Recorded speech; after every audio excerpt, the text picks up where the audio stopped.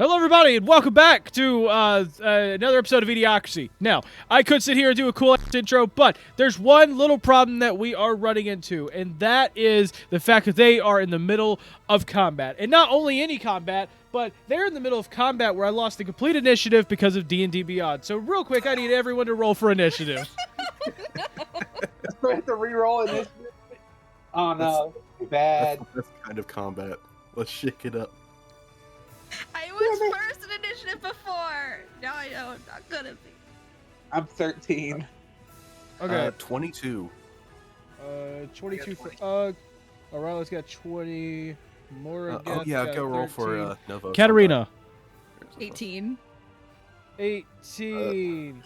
For Zephos. Actually, I'm just gonna roll on his character sheet because Or I can't roll on his character sheet. No. Well, 15. Because I rolled a 13. 15. I have to roll for. Why did the others not get added? That's so weird. Okay. Yours. I mean, I'm fine with one less enemy. But it's okay. Yours not doing anything anyways. It's okay, he was not doing anything.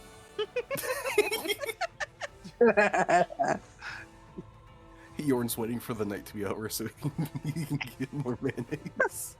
Oh my gosh. Like a kid in a candy store. I think he did cast a fireball at the very least.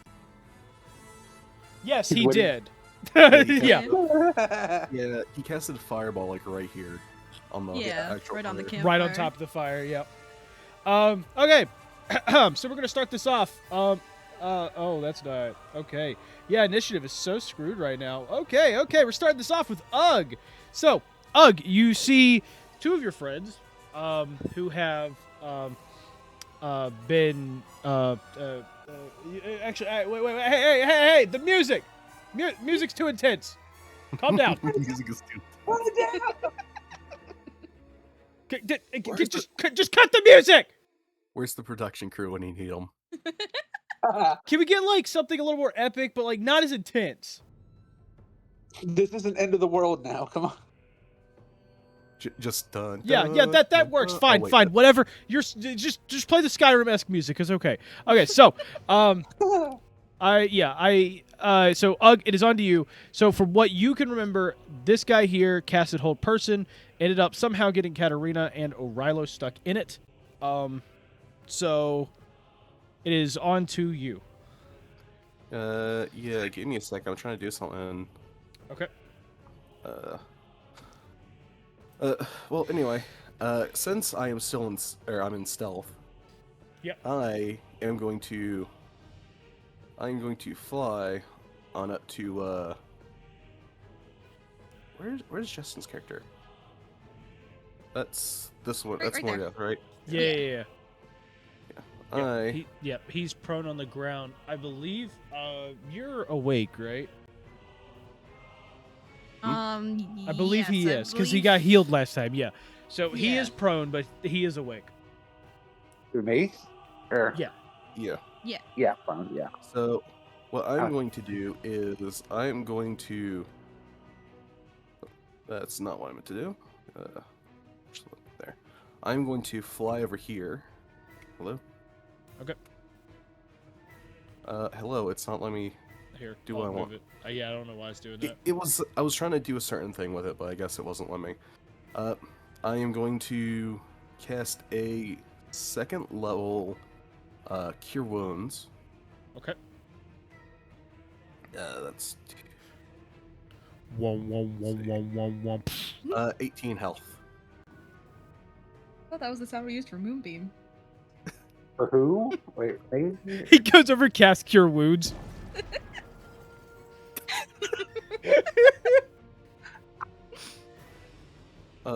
And then what I'm going to do is, I believe if doing that reveals me, correct? Or I go Yes. out of stealth from that? Yes, you do. Cool. I'm going to go back into stealth. So, Right next to them. You are right next to this guy. okay. So it will be at disadvantage if you do that. No, it will be normal because of my cloak. Because your cloak gives you advantage. That is, yep, you're right. Okay, cool. You So, said 18 health, right, Alex? 18 health, yep. Thank you, my friend. Let's see here. Okay. Cool. Let's see. Oh, you're not gonna like this, Johnny. I rolled an 18, I've got a plus 12. So 30. Good lord. Gosh. So, So, I am re-stealthed. He's gonna figure out some way to get that cloak off of you. Well, the cloak only gives me advantage. That's all it does. It gives Yeah. me advantage, and then it gives Yeah. them disadvantage when they look for me. Mhm. Also, where'd you put my character? I don't see my... Did you leave my character? I turned your character invisible. Here he is. Thank you. And then I'm going to fly... I'm going to fly back out. So, let's see here. Yeah, about right there. I know, it's being weird. I don't know what it's doing. Yeah, I'm switching between the measured distance to actually measure, and then the select tokens to do this. But yeah, Okay. that is my turn, because that was my action, bonus action, Yep. and All right, cool. most So of my movement. we're gonna move on. Let's see. Okay, cool. So, of course it's gonna be like that. Okay, I gotta rename some of these guys.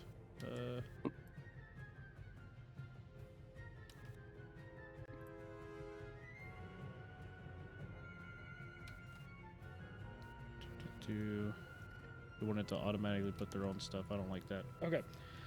So move again. Here we go. So we've got. We're gonna start off with this first thug right here. He's over at Orilo. Well, he's gonna take some swings. So Oof. with him, he's gonna get advantage, and if he hits, it's gonna hurt.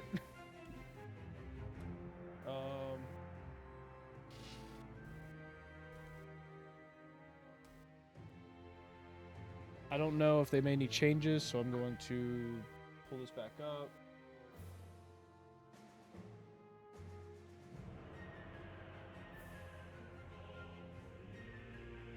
Okay. Cool. I just wanted to make sure about that. All right, so we're going to go in. He's going to make some swings. So from what I could tell, he's going to have advantage. So, it's gonna be. Oh gosh, this is gonna be great. Oh, this is gonna be awesome. 23. Probably don't even have to ask. And I don't think.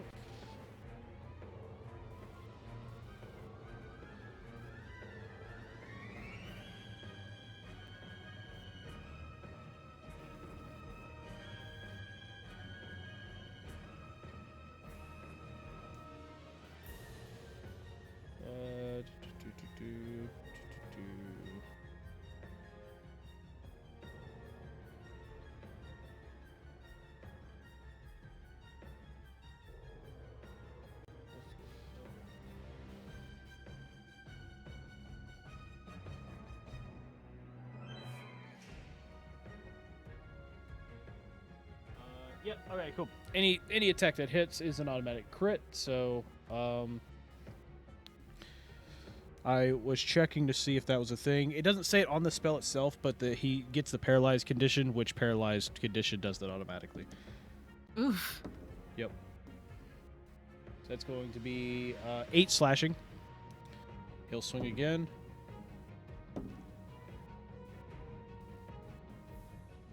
That's 21 to hit, which will be for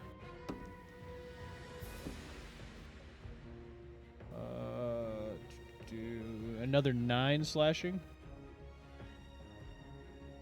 Then he's going to pull his dagger out. He is going to get a 17, which I believe is a miss because I believe Orilo has that really good armor. Yes. Good. Yep. Okay, cool. And you got all that damage? I think I got the 7 part, or what? So In total, it should have been 17, I think. Okay. yeah, it was 17 in total. So that was in slashing. And the 17 was to hit. The new roll for 17 is to hit. Does a 17 hit you? It misses. Okay, cool. So they don't quite get through your armor. They hit like a shoulder plate.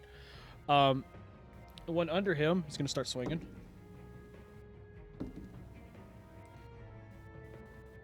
That's a 22 to hit, so you will be taking 12 slashing. Yeah. The next swing is going to be a miss, as he's going to hit you with a 12, so it just once again bounces off the plate. And then he gets a nat 20 for the dagger swing. So it's going to be 10 piercing. Jeez. Rogues, man, rogues. I'm just kidding. This is not a rogue thing. All right. Just wait till I'm out. So we're gonna move over to the next one in line. This one here, this one saw Ugg kind of start moving around and stuff like that. He cannot find him anywhere, but what he's going to do is come over here and help deal with the big guy that's now held. Good thing I have advantage because the first roll of that was a nat 1. Oh, But he's going to get with advantage we need 23. To break this. Ugh.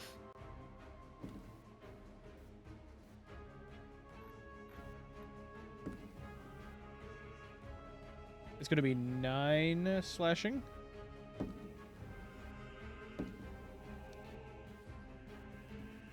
The second one bounces off the plate with a 19.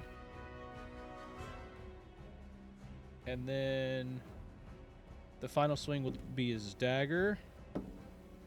Thank God for advantage. It was another nat 1. So roll this. Let's see. What am I? Sorry, my brain. I don't know where I got a random number. Okay, this one. 24 to hit, so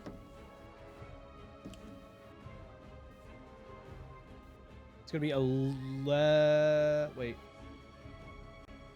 No, this was the third swing. Yeah, the dagger swing. I Yeah, think. yeah. Sorry, let me re-roll. That was the wrong damage dice. So that's gonna be 8 piercing. I was about to do like a crap ton of slashing, but I forgot. It's not. A lot of damage to him already, though. That's crazy. I know. This one, seeing that Morageth just got healed, he's going to swing. He does have advantage because Morageth is prone.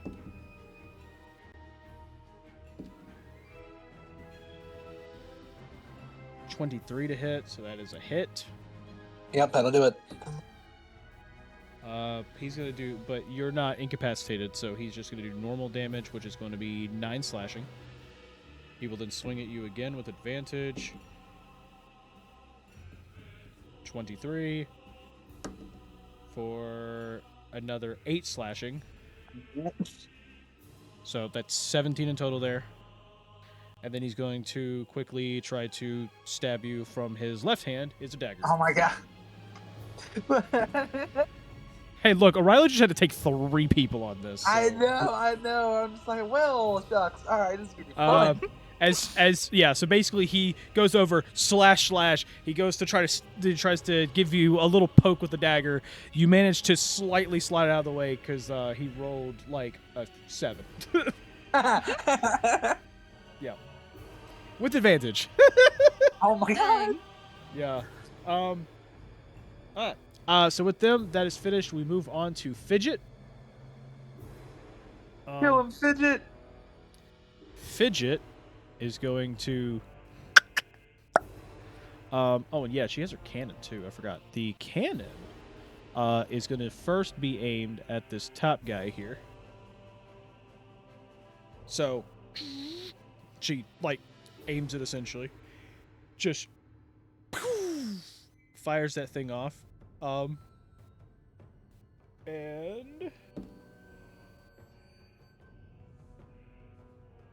what's her to hit? Let's see. She is going to hit him with a 19 for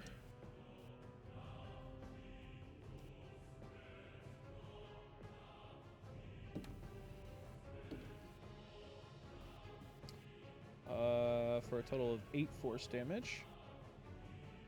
And then she's going to shoot at him with disadvantage because she's really far away with a flintlock. That doesn't matter. Rolled 2 nat 20s. Jeez. Oh, man. Okay, Fidget. Your dice are rolling really good. Yeah, Fidget's just like, yeah, no, just take a shot in. That's twice for Fidget that you rolled 2 nat 20s on that disadvantage shot. That's crazy. Let's see.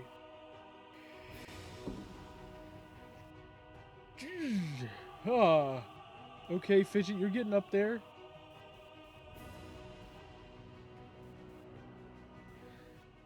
So Fidget fires a shot.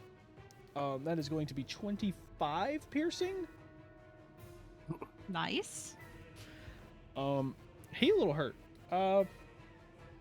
Okay, cool. Fidget is still there and everything. Make sure she loads that, does that.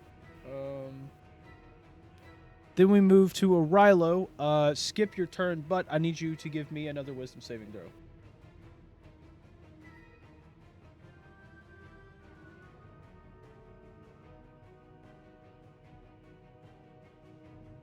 Uh, 11. Let me check, but I believe you're not going to like it.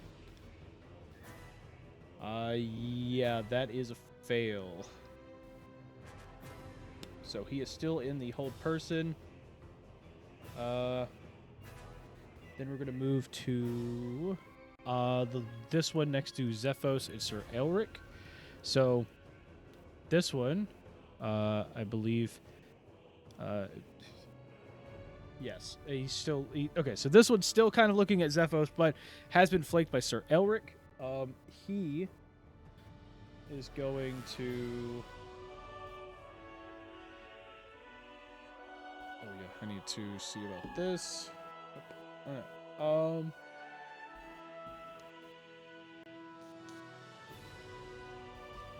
Just so you guys, just so it's easy to keep track, I guess I'm gonna I'll do, I'll put that on that guy. Why not? Okay. To keep track if he's got hold person.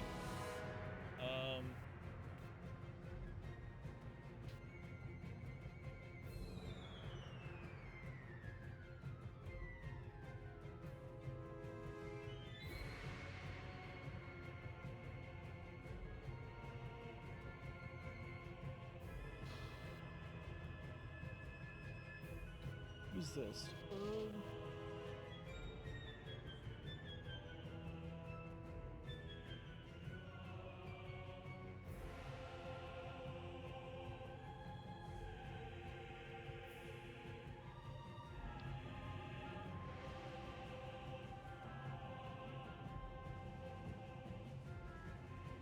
Okay, cool. I was just reading one of his spells. Not what I want to do with him, though. Let's do a, you know what? We'll have this guy, so this one between Sir Elric and Zephos, so realizing that he is flanked by this other guy, He's going to cast Mage Armor on himself. Do I have a shield icon anywhere? Let's see. Sure. There we go. He now has Mage. He's got Mage Armor. So he's going to hit him with that. That will be his turn. We're going to move on to Katarina. You skip your turn, but you give me a saving throw. Can I use luck here? Uh, Luck point? yeah, I believe so. Yeah. Okay. I'm gonna do that because I want to get out of this. So. Hey, mark it. Yep. But. So the luck point, does it give you advantage or a reroll? Is that what the point of that is? Yeah. So it says. I have 4 luck points that I can spend on benefits below. Advantage: when you roll a d20 for a d20 test, you can spend 1 luck point to give yourself advantage on the roll. Okay. Or for an enemy, give it disadvantage. Yeah. So on and so forth. Okay. I rolled a 17. 17's good. You have broken out of it. Yay! Nice. Unfortunately, hold person's at the end of each of your turns. So your Yeah, next turn. yeah. Yeah. No, that's fine. I'm just gonna yell, "Screw you!" don't do that again. On to Zephos. Cool. I've been thinking about what to do with him. I think he is going to be using a 5th level spell slot to cast Hold Person. So that's going to be 4 targets. Okay. Thanks. It's going to choose be Helm. It's him. going to be Helm. Hmm. And then these 2. Okay. Thank you for doing that. I was gonna do it. I need my Nice. spell slots. So that's so his... one moment.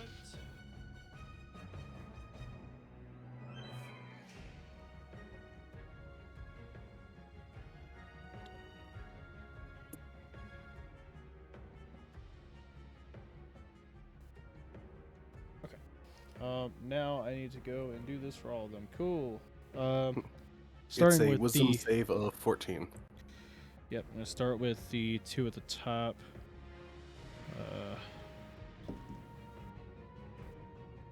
What was the DC again? 14. Cool. Guy on the right that is currently in hold or currently concentrating on hold person. He got an 18. So he succeeded on that. The other guy between the other 2 with mage armor currently on him. That is going to be a 16. Mm-hmm. Okay. First Tried. guy at the bottom here. He's going to fail with a 5. So pretty low, no chance. And the guy under him is going to fail with a 7. Okay. At least I got 2 of them. Yeah, you got 2 of them. Good job. Unfortunately, it was the smaller ones, but you did get them. Yeah. You didn't So get the leader guy. Okay. Less people to attack wait, are isn't there a paralyzed? Wait a minute. I wonder if there. They do get the paralyzed. Oh yeah, condition. here we go. Yeah, I can just do paralyzed instead of restrained. Hey Johnny, did I use sorcery points last session? I think I was going to attempt to, but I don't know if I did. I don't know. That's something you keep track of. I know, I forgot. I'm Yeah. Quick. I don't remember either.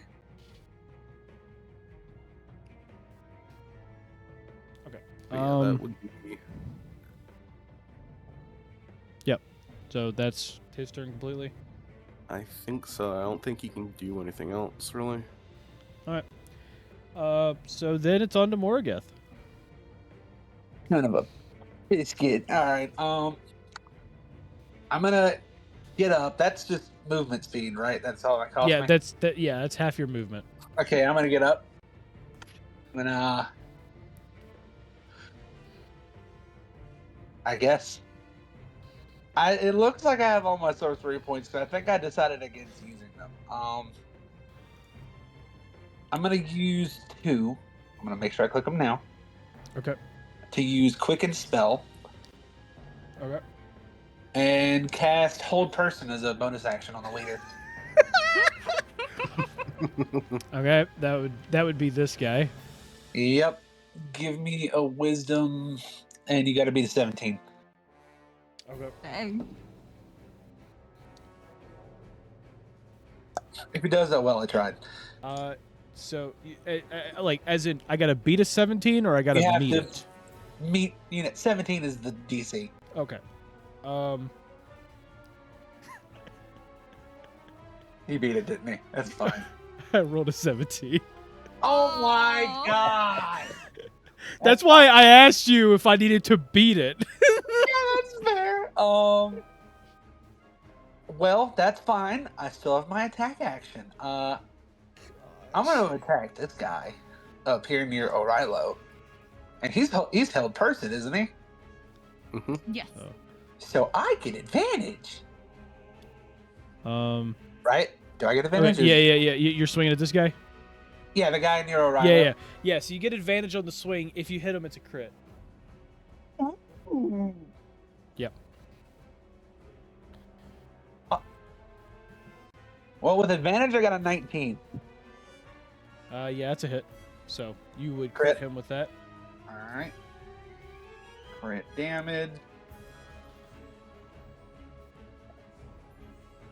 Why are you rolling crit damage? He's That held hits person. an- Because Yeah. he's held. That person's held person. So they take crit damage? Yes. The it's not the. Okay. So I know the spell doesn't say it in D&D, but the fact is they gain the paralyzed condition, which Gotcha. automatically gives crit. Yeah. So that's 16 damage on the first hit. I rolled really low. So you said 16. Yeah, 16 damage. Okay. Then I'm gonna swing at the same guy again. Okay. With advantage. Advantage. That is a 28 to hit. I mean, yeah. I mean, that's a crit anyways. All right. Come on, give me some higher numbers this time, buddy. That's a 20 for damage. Okay. So. And I think that'll be it for my turn. Oh yeah. No, they a bit hurt. I messed him up there, bud. Now it's time to get messed up. Ha ha! You messed him up real good. Ha ha! Yes. Anyway. Okay. Yeah, that's gonna be the end of my turn. End of your turn? Cool. We're gonna move on to this other guy. Can somebody just do me a favor and roll me, let's say 4d6? I got you. Oh boy. What fun. I got my D6s on hand, so. We know, no. I just need I need the total. The total, okay. 14. Damn. Okay. Roll it one more time. Okay.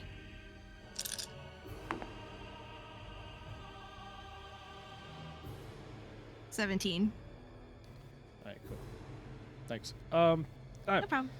So, we're gonna go over to Big Boy that's concentrating. Oh boy.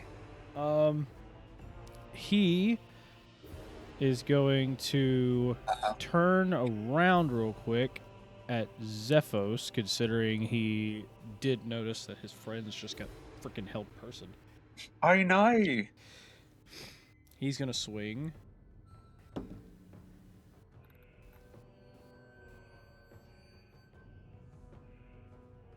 It's gonna be a 19 to hit, so I assume that hits Zephos. Yep, that is a hit. Okay, cool.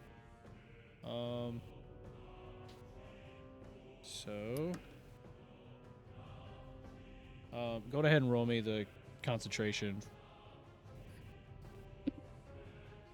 17. Okay, so he. Well, actually, you know what? I don't know that yet. I have to roll everything. I know. Zephos. Yeah, because isn't it if you go over like a threshold for damage, you could still break it or something like that? Yeah, something like that. Wait a minute. Wait, that's a thing? I didn't know that. Yeah, I'll explain it in a second. I gotta focus on counting all this. Johnny, is it over 20 to health or damage? Give me a second. I'm still counting it. Well, I'm asking you while you're counting. Is it over 20? Because I have to know the total damage, Alex. Now I don't even remember. No. If that's how we're gonna play this, I'm gonna pull out all the dice at once. All right, well, let's roll rocks, falls, everyone dies damage. All right. This is what you wanted. You couldn't let me focus for 2 seconds. This is your fault. I take no blame for what happens to Brandon's character. Why is he so mean? Why is he being so mean to him?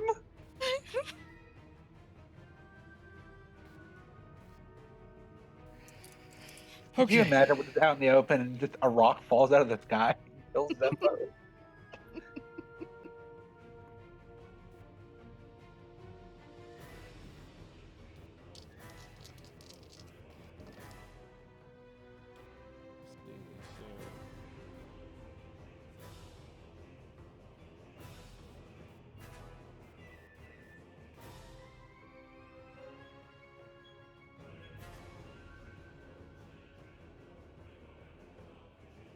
This silence is You dead. said you said you rolled a 17? Yeah, 17 on the concentration. Okay, so if I take calculator divided by 2, damn. I rolled a 36 damage. Means your He's DC down. would have been 18. Johnny, he's Oh, down. 80's down. He's only got Oh. 21 health. Oh. That's why I was Oh. That's why I was saying, like, hey, if you're rolling over 20 damage, Oh no. Yeah. You know what's bad? I rolled like out of my dice, like 4 of them were ones before you interrupted me. Oh no. So the moral of the story is shut up. Oh no. Our healer's down. I remember rolling that. I just couldn't remember how to count everything. At the end of the day,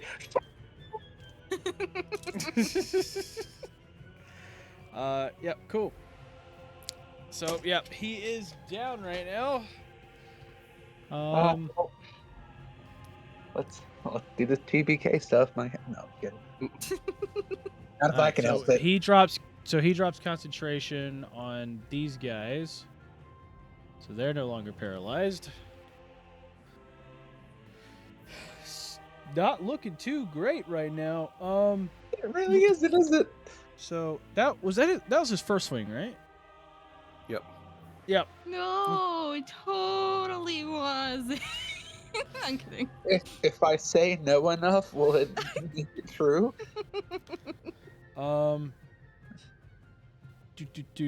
He is going to run around Zephos. And go straight for Rilo. Oh no!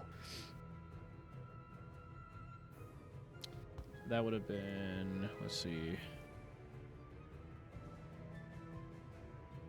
Yeah, it's 15 feet there, right? Wait a minute, Guys, we have a problem. The total's 20.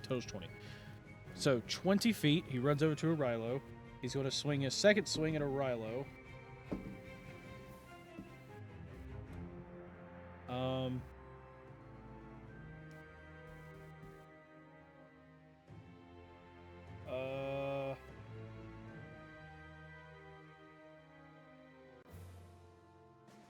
That's going to be.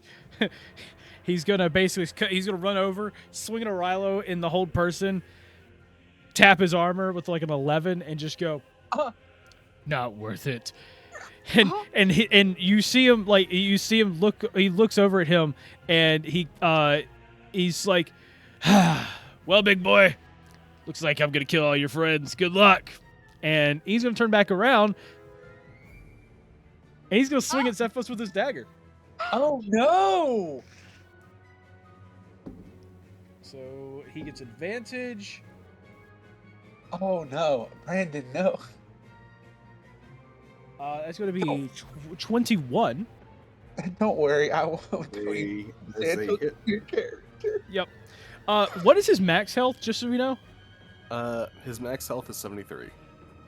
Okay, cool. So if I beat 73, he dies. Cool. With a dagger?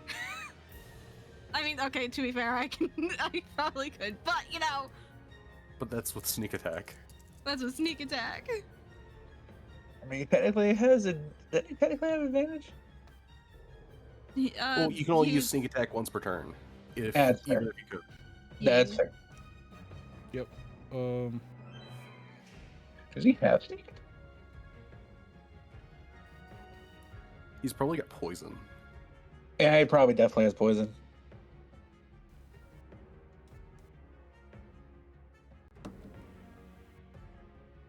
Did you know poison-tipped daggers cause more deaths per year than car accidents? That's because cars don't exist yet. That makes sense. That makes sense. Yeah.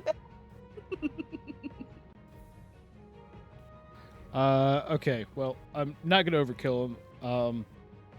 But of course he takes the fail. So, because they only did 25 damage. So, yeah. Okay. But, yeah, he does take another fail.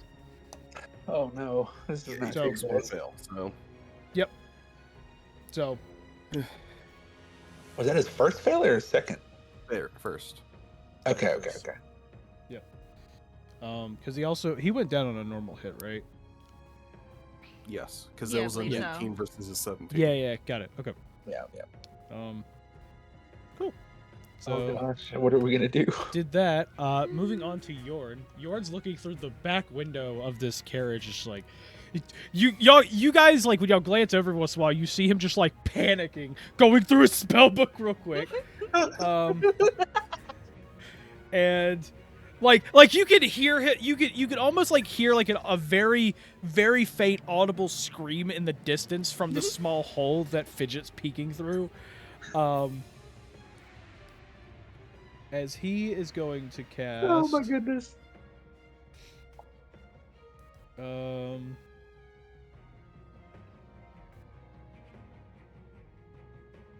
What is this? What-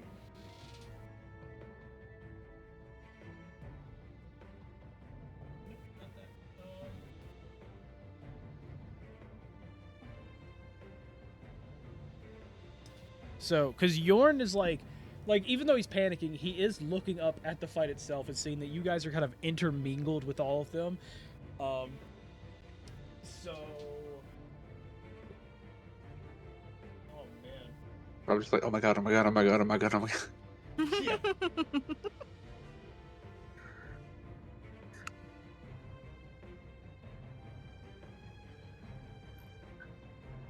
Wait a second. Wait a Waiting. second. Waiting. Oh, yeah, that works. Okay, great. So he turns over. You can literally like hear a very small, like audible scream in the distance as he's just like, "Wake the fuck up!" And then he's going to spend an action to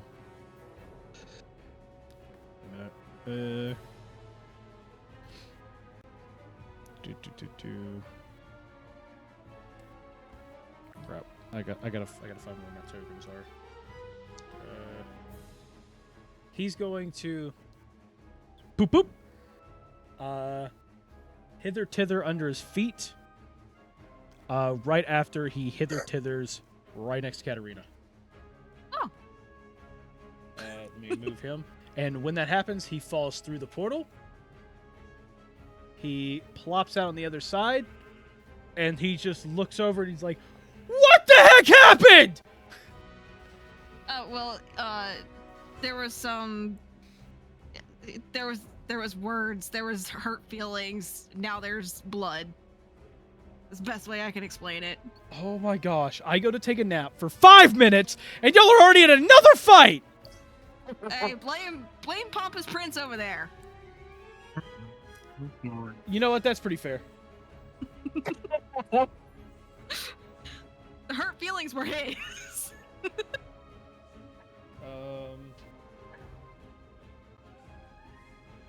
Cool. As he does that, he's going to spend his bonus action to hide.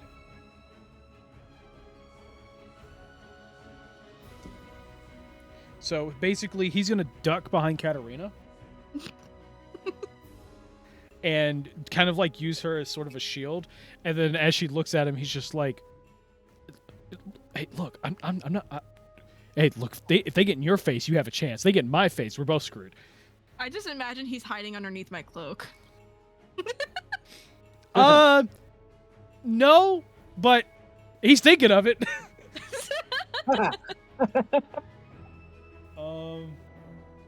So he got an 18 on that. So kind of a success, kind of. He's hidden from them. He's not hidden from Katarina. Cool. I mean, he beats my passive perception. So so all of a sudden, as you guys are, as he's hiding behind you and everything, you guys are sitting there. Actually, I'm gonna have Yorn move slightly. He's gonna move right here and hide behind you. Okay. But as you guys are fighting and everything, just all of a sudden, Katarina, you see popping through the portal. You see flinging out is Joseph, who is now awake, and you see him. He rubs his eyes some, and he's just like, "Oh gosh, why do I always have to deal with this stuff?" Okay, who am I swinging at? There's a big guy over there, and there's little guys over there.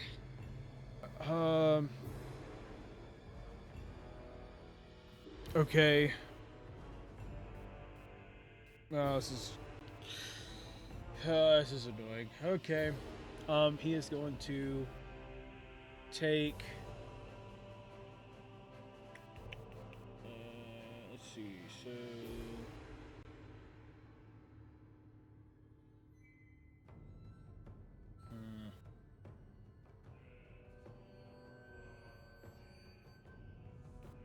What does he have? I don't know what I put on his character. I don't know what I put on his character sheet, man. Oh, that's what I thought. Okay, cool. He is going to, first we're gonna have him. Oh, son of a bitch! Can I do anything with him? Oh, yeah, okay, we'll have him use his... I mean, it really doesn't matter. Bonus action to hide. He failed that. He's gonna use... He's gonna... He failed his bonus action. He tries to get down, he's like, gosh. And, like, you hear his knee pop, and he's like, ugh. It's like, ugh. Okay, look, it's been a little bit. Whatever. You know what? Hiding's underrated. And he looks over at Yorn and just goes, move out of the way. He's then going to dash 30 feet and get behind these dead bodies. And as he just turns over, he just like, God, these guys are just... Like, he just looks at the bodies and he's just, God, these guys are so dumb and weak. Okay. Cool. On to Ugg. I just imagine him like kicking the body a little bit. Cool. Ugg is going to fly up here behind Waffles. Yep. And you can already guess what I'm doing. I'm doing second level Cure Wounds. Okay, got it. So healing word? That is 17 health, Waffles. Yeah. All right, cool. Thank Cool. I am then going to bonus action hide. Okay. That is 22. 22. Yeah, that's a good hide. And then I am going to I'm gonna fly back down to like right here. Cool. That's all. Yep. All right, cool. I'm So we're just gonna go- untouchable at this point. I mean, I'm having to be an impromptu healer right now. Yep. So this guy right here is going to swingeth, uponeth, thingeth. And by thingeth, we mean O'Rilo. He sees you go up and heal him, and he's just like, oh, no, you don't. And he's going to swing again. I'm trying to keep some people alive. Oh no, what did he roll? First roll was a 17, and that was just on the die. Second one was a nat 20. So, Hey. Oh, yeah. Either ways, if he hits him, it's a, It it's was a crit. But, yeah, but still. Still, yeah. Come on, I want Waffles to do something. I don't want to keep swinging at him all day. it can't be how he goes down. I mean, unfortunately, you've got him in a whole person, and He's no got one is the whole wow. person. That's going to be 10 for slashing. So 10 slashing to O'Rilo. The second guy there is going to swing at him. At 22, which is going to be 11 slashing. And then, wait. Did I did, wait. First guy, I did 2 slashing swings. I only did 2, right? Yeah, I think so. Okay, crap. Yeah, I gotta roll one more time. I- You got lucky. I rolled a 2 and a 1 on the dice. All right, cool. Waffles, how So, much health do you have left? I got 12 health. Oh, cool. So the second guy swung one time. Armor master, but Yep. Second guy swung one time. He's gonna swing again.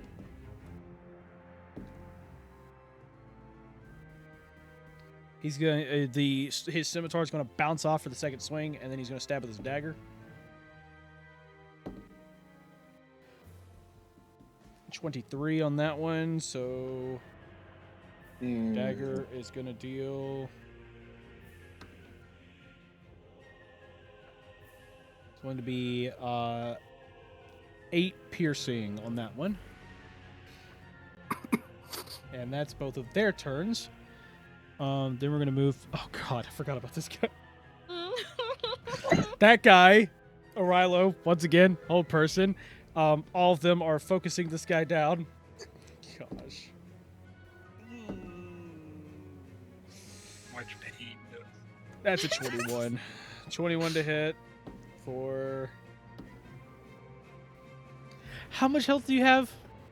I now have 7 left. Yeah, it's 10 I slashing. think I'm going down next week. Yep. oh. That Oh, is no. 10 slashing. He's unconscious.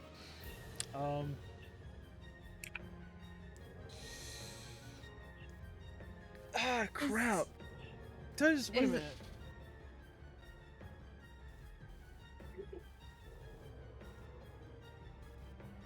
Oh man.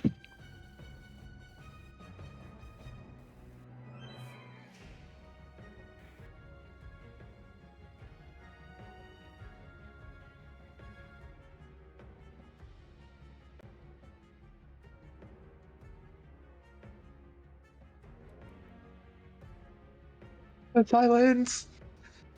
It's painful. I'm reading to figure out.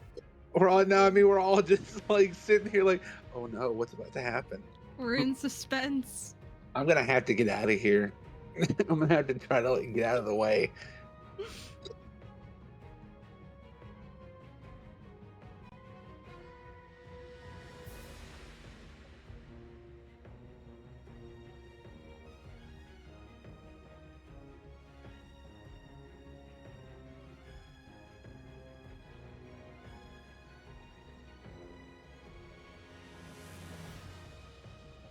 I feel like Johnny's trying to figure out some way for us to get out of this without a TPK. I mean, there is a way. I guess you, Yorn, and Cat can just run, but That would So be I'm gonna try, the I'm gonna get That would be- opportunity attacked. that would be the worst case scenario.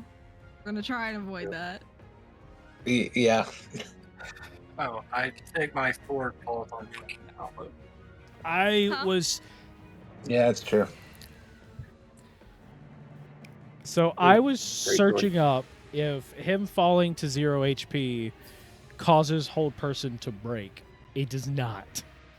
Oh no! way. Apparently because what it's doing is it's holding his body essentially. Mhm. Because normally he's conscious, like he knows everything that's happening around him. It's just the fact that he's paralyzed. Unfortunately, him falling unconscious doesn't stop the paralysis of the spell. Does he also take Does an that mean I get to automatic? die standing? So yeah. Good luck to us guys because how many swings did I take? One? Oh no. No. You better hope these don't hit, buddy. No.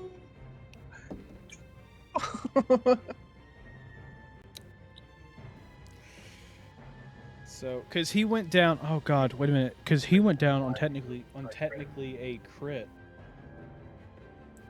You better hope these don't hit, buddy. Oh god, yeah, because he would. Oh god, Let's Waffles see. may actually die here. He might actually die here. No. For the first, so he's got 2 swings left. For the first of the God. 2 swings, with Oh, advantage. no. Waffles, your AC is 20. Am I correct? Yeah.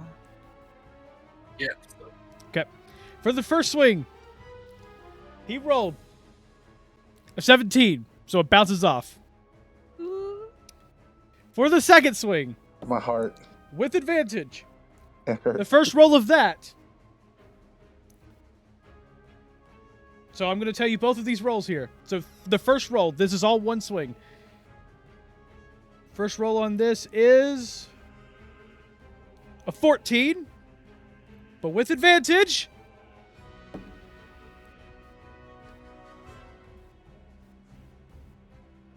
He rolls an 18, so he does not injure Oh, today. God. God. get you more gas. Wait, what? I do want to point out, Waffles, if you don't know, because you went down with a crit, you have 2 armor. fails automatically You're added getting on you. armor, so it makes- I believe you have 2 automatic. Oh yeah. You're Oh welcome. gosh. Oh gosh, yeah, I forgot that because the crit's 2. I thought it was just you automatically had I one. thought it was No, just it's- one. Is it Yeah. just one? Oh, wait, I thought you said. let me check. I might be getting it Yeah. confused with the if you roll a nat 1 with his death save. Yeah, I'm Yeah. pretty sure it's if you get critted while you're downed, it's you add 2, or if you get nat 1, it's 2. Yeah. I thought O'Reilly said save me, Morgan, and I'm like, no, don't put that on me. I'm gonna have problems from that. Don't. From what I am seeing here, But yeah, you're welcome, O'Reilly. what I'm seeing here, when a character goes down to a critical hit, they automatically fail 2 death saving throws. Oh, Oh my no. gosh. Frick, dude. Yep. Oh That my is God. what I am currently seeing. This is not good. This is not good.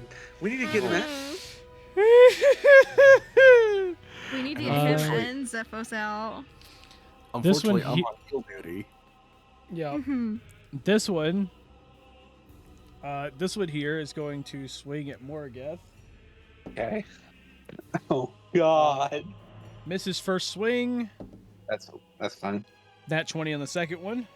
All right. Well, I'm in normal damage, so. Yeah. Oh yeah, you just can't be crit. Oh yeah, you can't be crit, right? Nope. No critical hit. Noted. Okay, so that is 4 slashing. He is then Okay. going to swing at you. Oh no. So hypothetically, if you were a held person, they still can't get crit damage on you? Nope. Okay. They're considered crits, so if they have any effects that go off, they can crit, but he doesn't get hit with critical damage. Got you. Yeah. So critical attacks and anything, you know.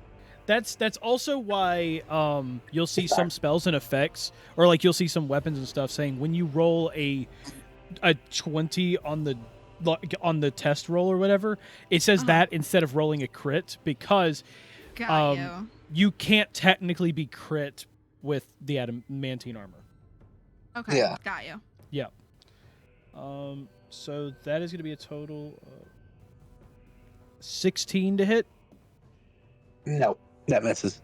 Okay, cool. That is all of his stuff. So we move on to Fidget. Fidget is going to boom. Bonus action, fire the cannon. And she's firing it at let's say this guy here.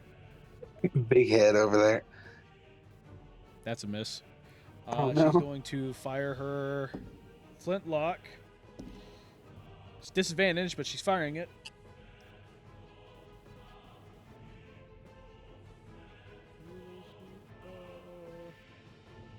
That is a hit with a 19.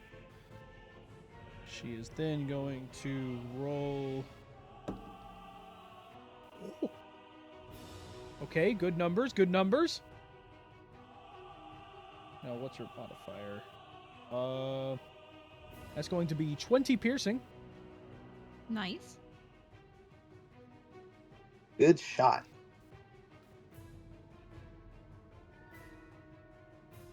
So as he's sitting there, he gets hit for 20 piercing. He's got to roll a concentration now. I like how she's essentially just playing sniper right now. I know. Yeah. And with disadvantage, she's actually doing a pretty good job. Yeah. So the DC for him would be 10 on this because that is, I mean, regardless, that's just the DC. He rolled an 8, so his whole person is broken. Nice. So Orilo, you're basically his ball falls prone as the whole person ends. He's no longer paralyzed, but yeah, he's unconscious. That's Fidget's turn. Oh no! Oh no, it's Orilo's turn, isn't it? Orilo, I need you to please roll me a death saving throw. No. Orilo, please. Orilo, please. Please. I guess this is it. I can't. Get in that 20. Get in that 20. Kick him in the nuts. Aim for the nuts. It's a 4, Rip. I'm sorry. No!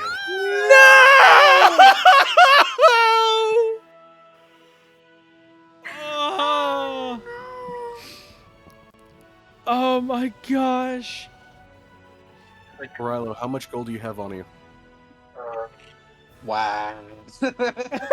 No. This is a serious There's a good question. reason. There's a good reason why he's asking. I got I currently got 1,300. Okay.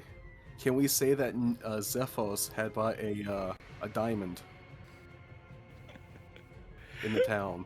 Or at some How point? much gold does Zephos have?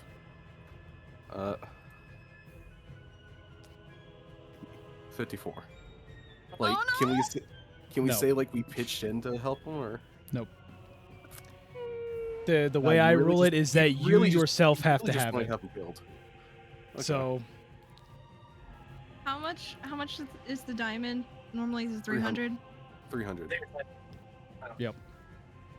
Oh. Yep. Can I say I bought a diamond worth of 300? So If not, don't worry. Like, just asking.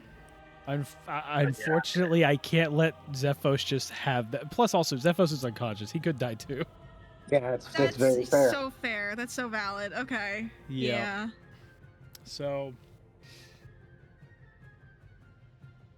Dang, no.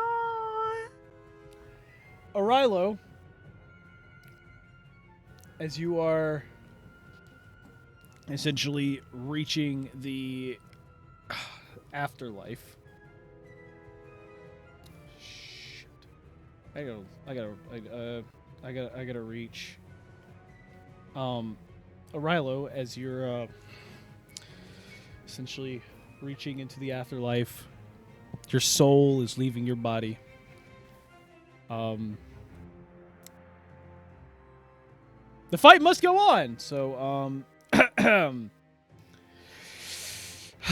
all of you do notice that Arilo, he goes from being unconscious to completely just still as he's bleeding out. But before you even have time to process it, that's when the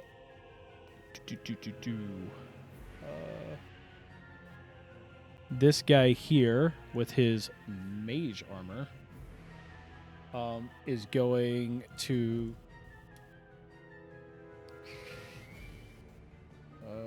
if I could select his character sheet, that'd be great. He is then going to turn over, look around the battlefield very quickly, and as he does so, oh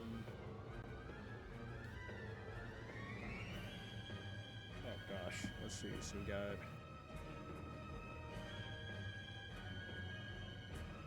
so I can do,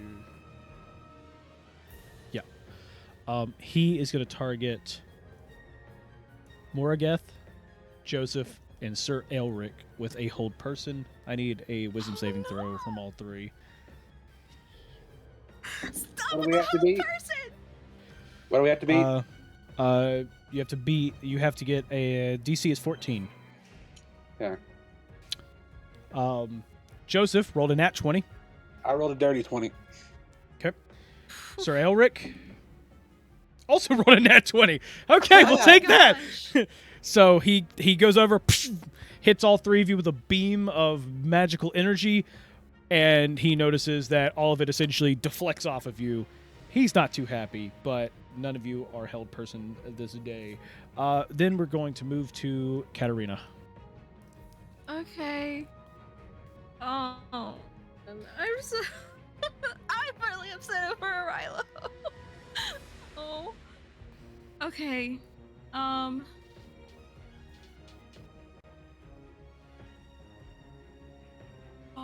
man.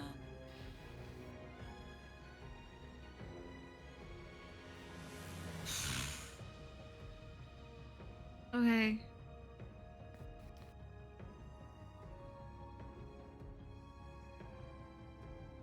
I'm gonna go... I'm upset. I'm sorry. I'm gonna go over to Boss Man if I can. I need to go Okay. here first and then... Yep. Oh, that's So you run 25. 25 feet over to him. Sucks so much. That he's dead. I hate it. No. Okay, I'm gonna stab at big guy and just be like, "You sons of bitches!" And just, I'm gonna stab. I'm gonna stab. Yep. Jeez. Oh, I wish that was one number higher. Gosh dang, I wish it was not 20. And that was 19 plus 11 to hit. What? 30? 30? Yeah, 30, So I'm yep. like, Yep, okay. that's a crit. Okay.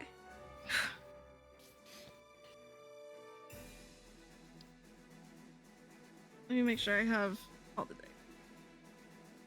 4, 5. Okay, so he did that. Oh yeah, silvery barbs Silvery barbs. from the leader. Okay, so I just need to re-roll the strike again. You're yep. Reroll the yep.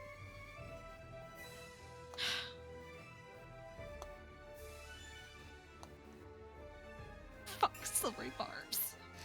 Okay. It's like you were rolling a nat 20. Is 13 plus 11. 24. 24. Okay, that is a normal hit. Okay. You still get sneak attack, just normal Yeah. hit.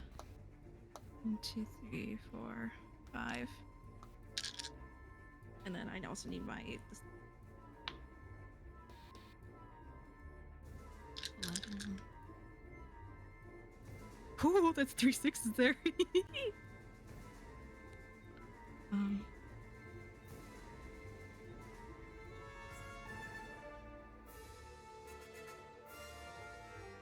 Johnny, 35. 35 person? Hang on, let me make sure.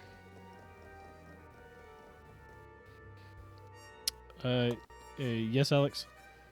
Would the spell Gentle Repose allow for Revivify at a later time, or no?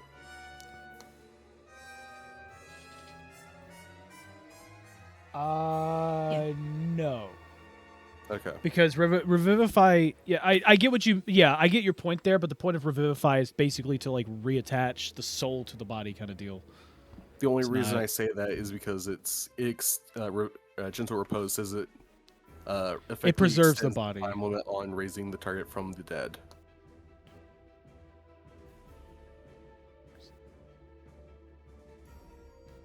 It specifically says the spell also effectively extends Yeah. the time limit on raising from the dead. That's, let me see.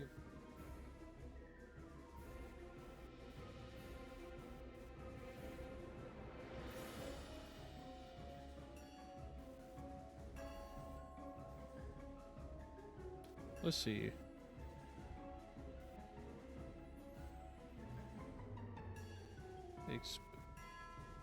Huh.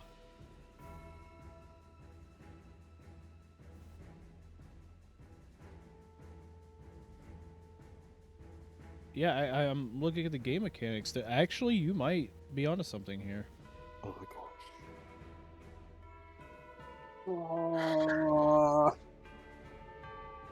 But but like, Zephos is the one that has that, right? Yeah. Unfortunately, yes.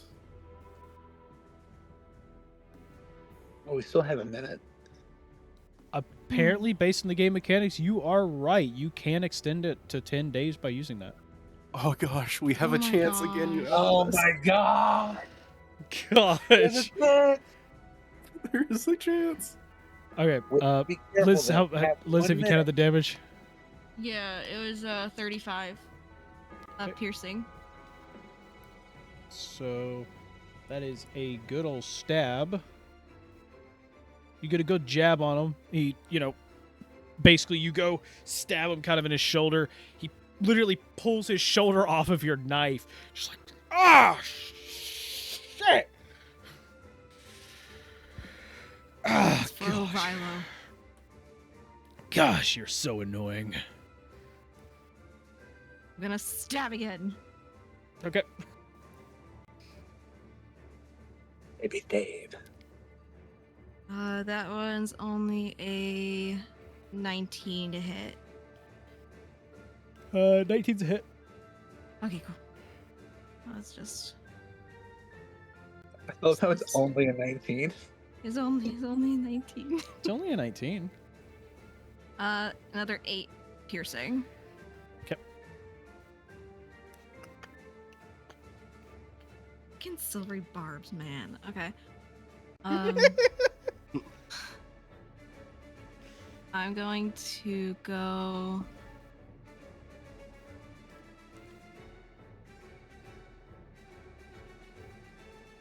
Where do I want to go?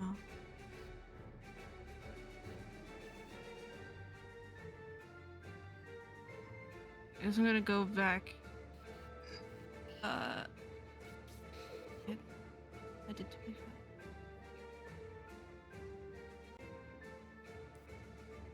Do I have 15? I've got. How much movement do I have left? You were up here, so you moved a total of 25 feet. So you. How much do you have? 40. So yes, 15. Right? Yeah, okay. I'm gonna go back here and I'm gonna hide. As you do step back, he is going to swing at you. He can't. He can't. A, Liz Oh, he attacked uses him. reaction, B, yep. He uses reaction. Yes, Yeah, he did use his since- reaction. Yep. Since I hit him, he can't. Cool. As well. Yep. Flip him off before I actually hide. Got it. Yeah, no, that's definitely hidden. That's another 19 plus 13. So. Got it. All right, cool. So moving on to, Alex, you're keeping track of all Zephos' stuff, right? Yeah. Okay, cool.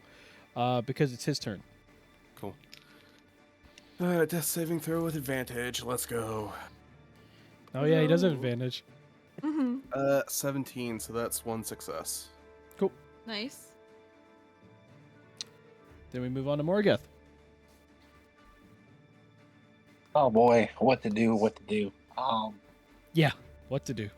There are way too many options that I need to consider here. I think one big thing is like you need help, right? Like Yeah.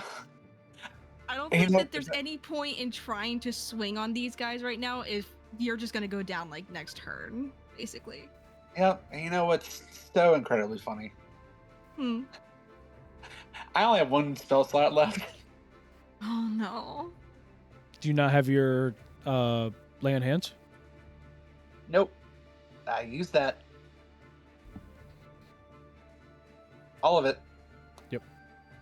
Oh my gosh. Yeah.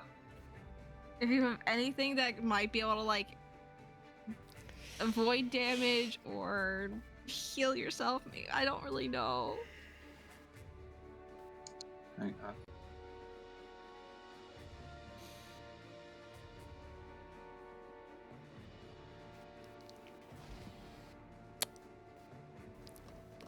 Yeah, I need dynamite.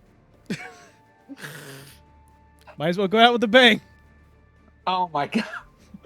No, see, I tried that. It didn't work. Yeah. Dang. I guess I'm just gonna do a level 1 cure wounds on myself. Okay. This- Roll some high numbers here, buddy.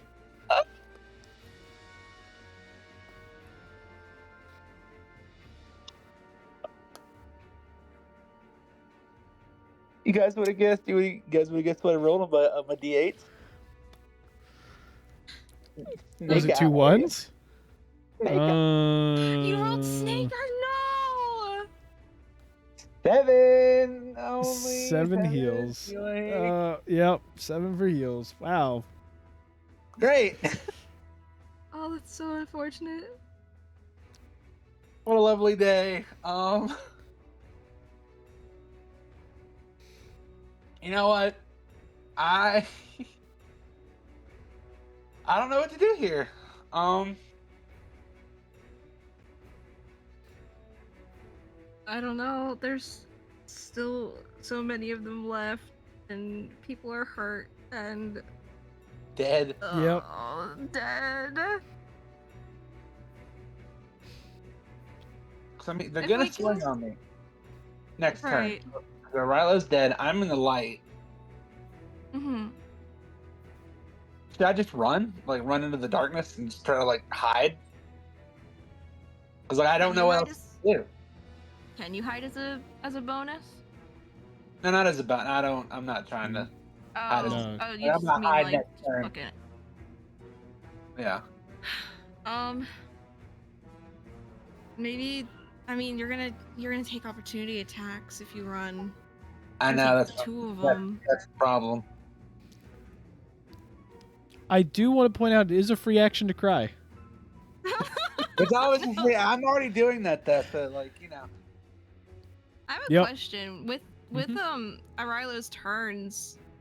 I mean, I know that he was being held, but what about his sword? Oh, I think it's on the ground because Yeah, you got that's- incapacitated. yeah, I think the sword's just on the ground. Okay, Incapacitated. so it wasn't able to like move even with him Yeah. being okay.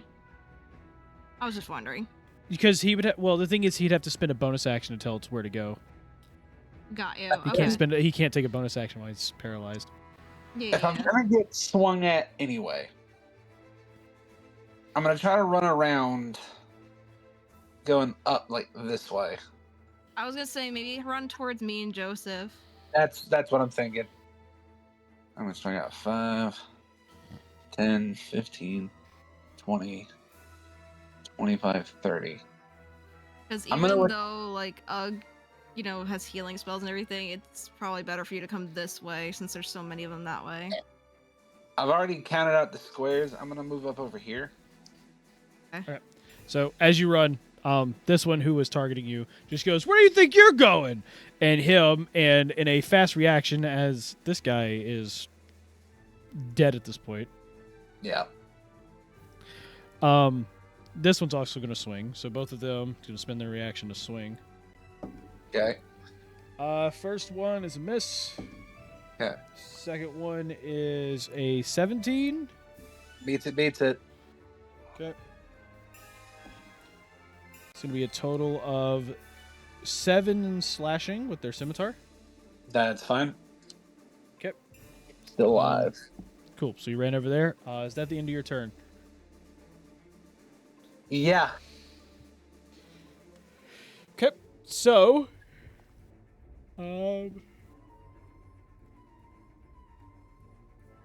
this one here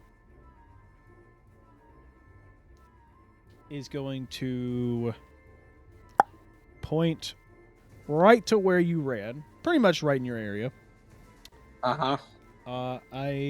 He is going to he's going to point in that area, and you see basically a small little pouch appears next to you and explodes. I need you and Katarina to give me a Constitution saving throw. Oh, great. It's trying to blind me again. Gosh dang it. Oh. 17. Wait a minute. Let me. How big is this? Okay, cool. Yorn's out of it. Flashbang. 17 on you, Katarina. What do you get? It's Constitution. Yeah, I know it is. I was just reading some of my feats to see if I had anything to kind of like pop out here. 17. Cool. So both of you succeed on that. Okay. You will take half damage, which is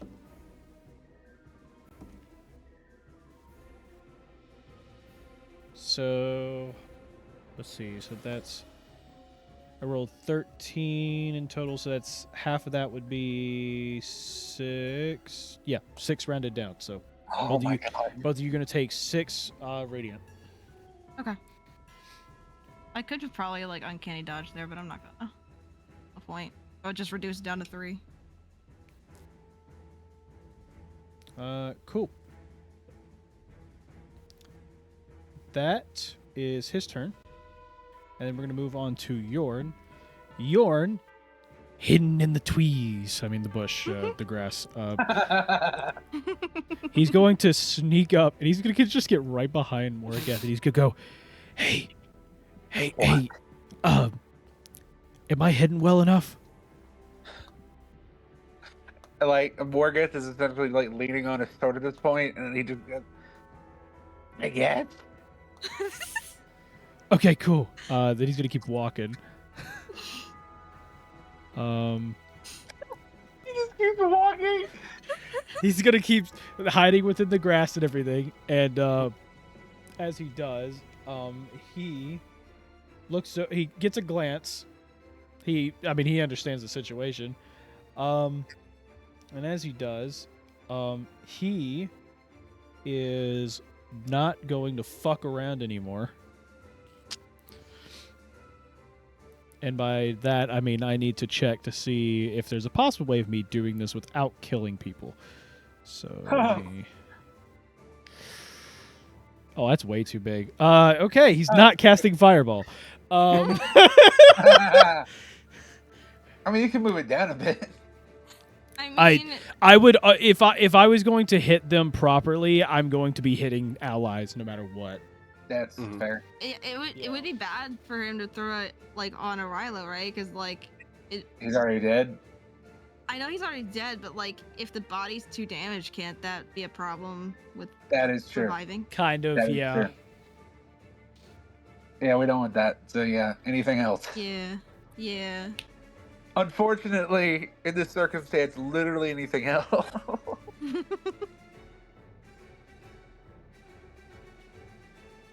Go, Yorn. I believe in you. I say as I'm about to fall over. Okay, so you're on Wit and Fireball, so let me back up slightly. He's going to be behind you for a second. See, I was thinking Fireball down there, but I'm like, wait, no, that's a terrible idea because I misjudged how big Fireball was. How can you misjudge a big fireball? Look, I knew it was big, but I didn't, my brain was just like, yeah, 20-foot radius isn't that big. No, it's pretty big. Is this like internal dialogue? Okay, York. Look, if we cast Fireball, we might kill any friends that are still alive, and then you might die too. So we're not going to do that. What we're going to do is come up with something. But if we spend a lot of time looking through our spell book, we're not going to find anything. We need to think of any spell that we could think of on the spot. That is a terrible idea, Jord. Why did you even think about that? I kind of want to do it anyways. So... Oh, gosh. Why do you have to come up with the dumbest ideas? Like, this is actually stupid. Man, I could really go for some mayo. Gosh. Look, you're going to save your friends. You're going to get out. Your friends are all going to give you mayo as like a huge, like, you saved us kind of thing. Oh my gosh. No. We just got to make sure that we don't screw this up. You know what, Yorn? You have one idea that could or could not work. Let's just find out how well this is going to work. Let's see. Let's see. Oh, boy. Oh, mayo. Oh, mayo.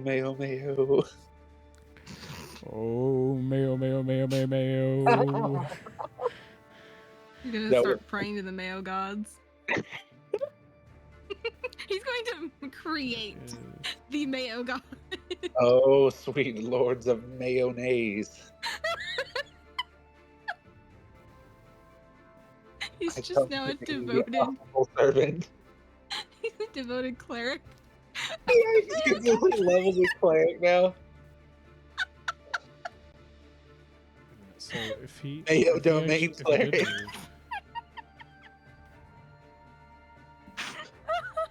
move- Johnny, can you please make that a thing, please? What, a mayo god? No, the Mayo domain is like a cleric subclass. Oh my gosh. Cleric the Mayo domain.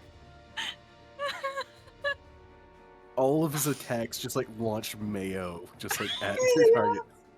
Whole Instead of person, fireball, it's double mayo. mayo ball. So he goes there. No, better yet, it's just jar of mayo. A giant jar of mayo falls from the sky. Mayo falls, everyone dies. We will find an angle. Oh no, not like that. We'll find an angle that'll work here. For the people watching this, I just want to know, this is just how we're going to cope with the sad moment, okay? Please. Cool. So he's gonna get down there, and at the 5th level, he's gonna cast Lightning Bolt. Oh, Yeah. nice. Char them. Tar them and then throw mayo on So them. as he goes down there, he is going to he's going to take basically like a bunch of like channeling a lot of lightning energy, and you could see the glow start to flicker, and he just goes and he just like as he like channels it through, he goes, "This is because I don't want my friends to die, but I do want you to die." Doosh! And now both of the big guys there need to make saving throws. What is Yorn's save again? Oh yeah, let's see if they have a chance on this. Oh yes. Thank you, Mayo Lord. Oh my gosh! It's That's either what they nat 1 or say. nat 20. Oh, it was so close! Please switch die. No, I'm just kidding. I'm just kidding. I'm sorry.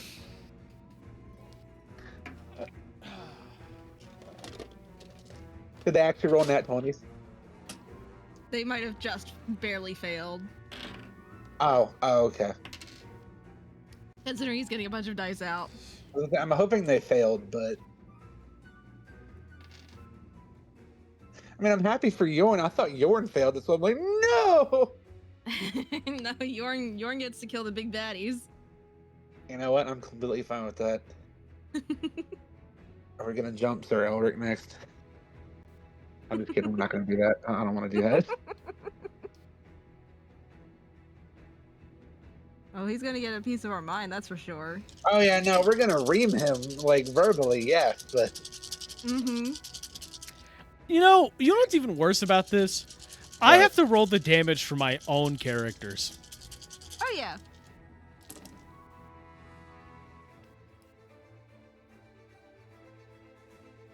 uh, It's a lot of sixes, isn't it?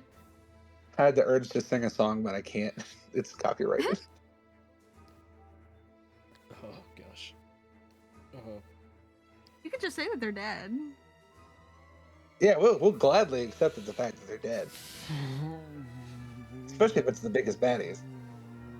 Then we can slaughter the rest of them. Mhm. Uh-huh. Hit the Minnie Mouse on them. Slaughter them all? Haha! I'm going to die. Oh my god. A heel. Guilty.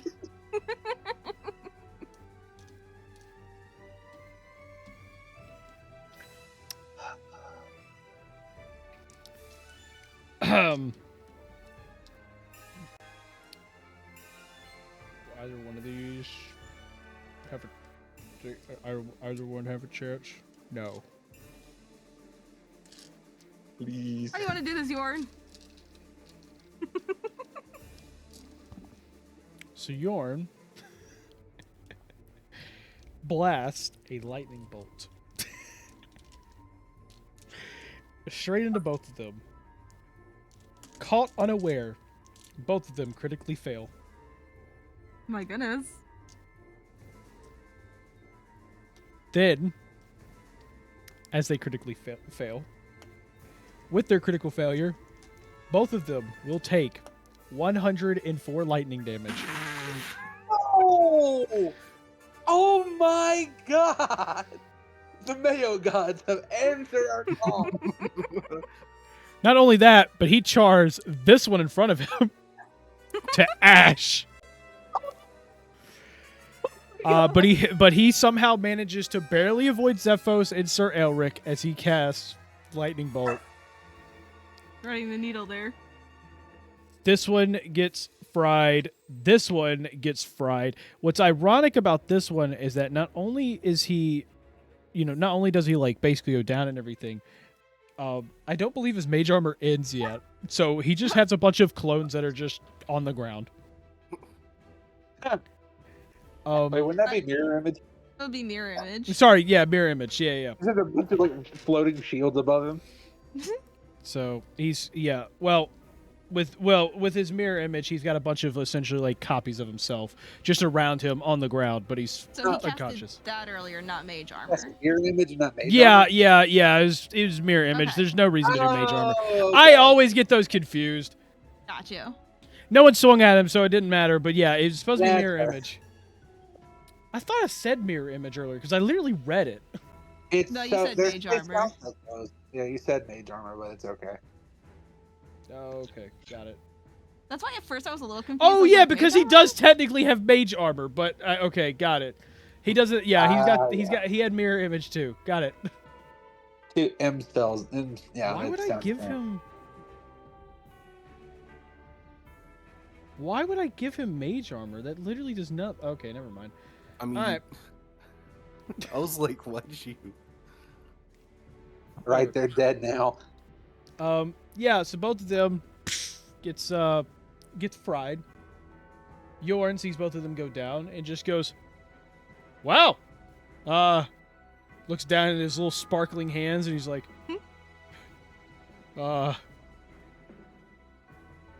sorry. Don't apologize. Keep going. And he turns over, gives a thumbs up, and he's like, okay. And then he's gonna like use his bonus action to hide behind Joseph.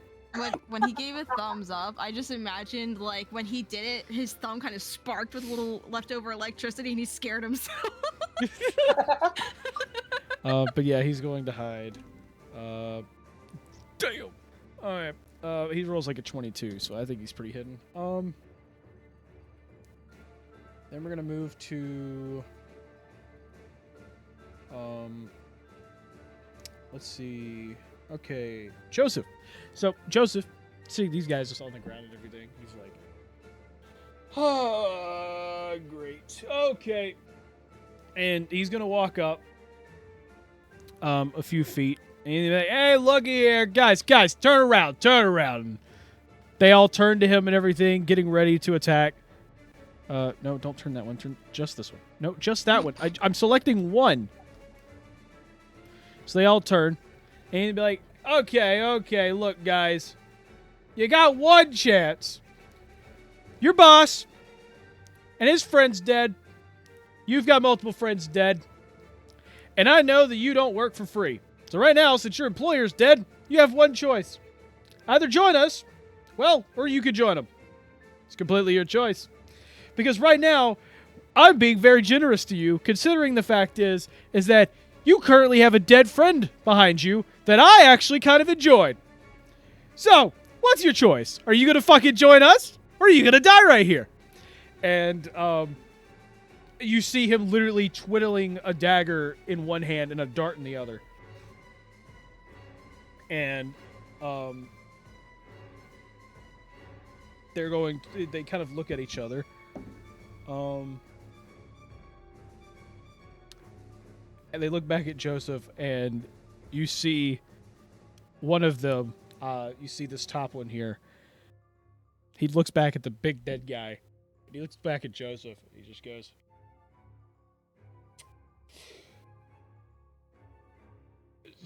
so, are we going to get punished for this? Oh, you definitely will. But I'll make sure you live through it. Just so you can know the excruciating pain on why our friend behind you is dead. And you see them, one by one, start to put their weapons down. And you see them start to surrender. As they're surrendering, Ugg is going to fly over to Nova or Zephos over here and cast second level Cure Wounds. Yep. You're gonna cast second level Cure Wounds and heal him up. And then basically, of course now I get a good roll, 22. Yeah. And then Ugg's basically going to urge Zephos to actually do something to help out with Arilo's state. Yep. And Zephos is going to cast Gentle Repose. Yep. So as he goes over and gets ready to cast Gentle Repose, you find that as he goes to cast it, I gotta find some music. This is gonna be I gotta Not the right music. This is not the right music. What about this one? No, what? That's not even. I didn't. You know. No. Here we go. No, wrong one. Here Oh we go. no.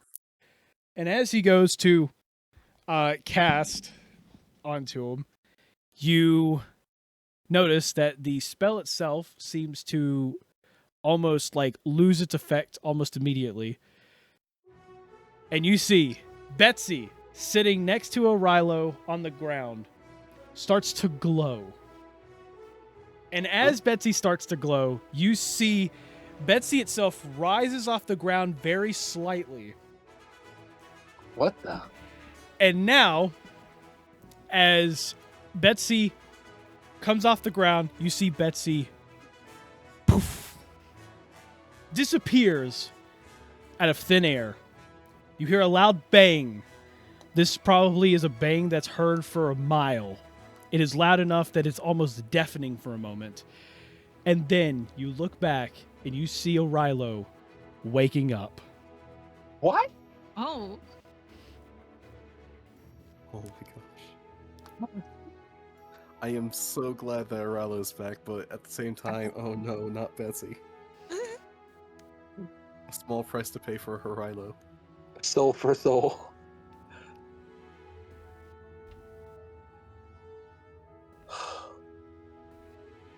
Walk over to Orilo and try and like help him up.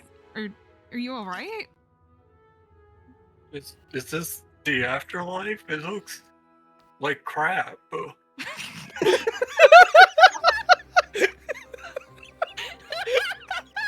Ugg is actually laughing in game. Yeah, I am too. As I'm like hobbling over, using my sword. That was good. Unfortunately, no. No, you're not dead. Your gun somehow brought you back. That's you.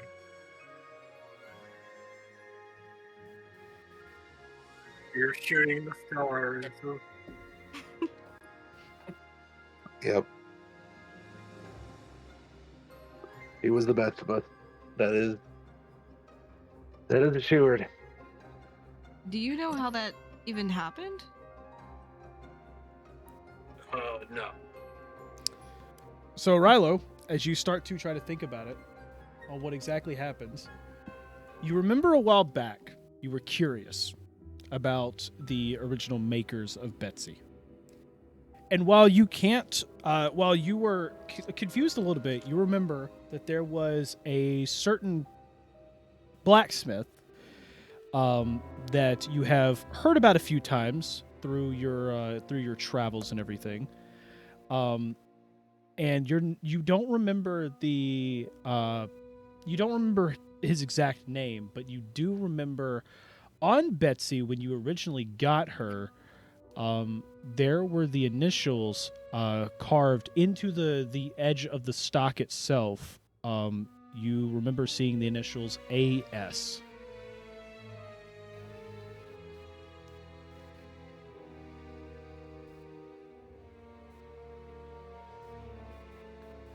I'm not sure, but their name might be Ass. Alright, yeah, that was the most 10 O'Reilly response ever.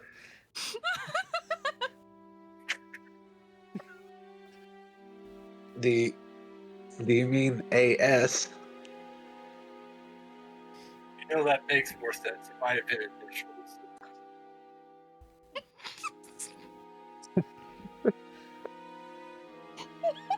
Oh, I'm so glad we didn't lose you. And Joseph looks over and he goes, AS? What? Who? What? Do you know anything more about this person?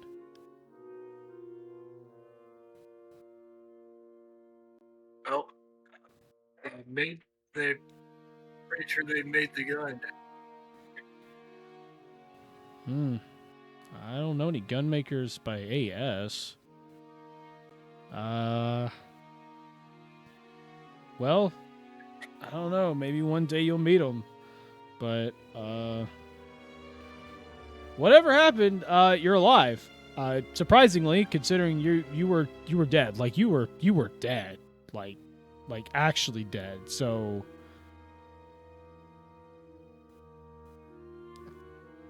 not sure what happened there.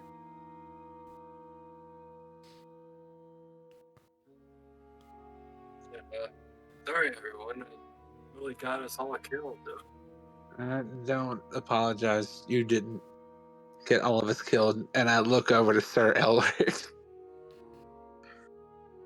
He looks Yeah, over. I'm pretty sure it was a pompous prince over there who started all this. You dare blame me? I was trying to sit here and drop things. I just realized I never actually added him to initiative. That's hilarious. Okay.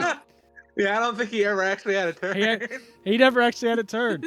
He was just blocking the whole time. Like he was just standing there blocking. look. And actually, he was like fidgeting through the grass trying to find the paper because they dropped it. Yeah. I wanted to make sure that we were able to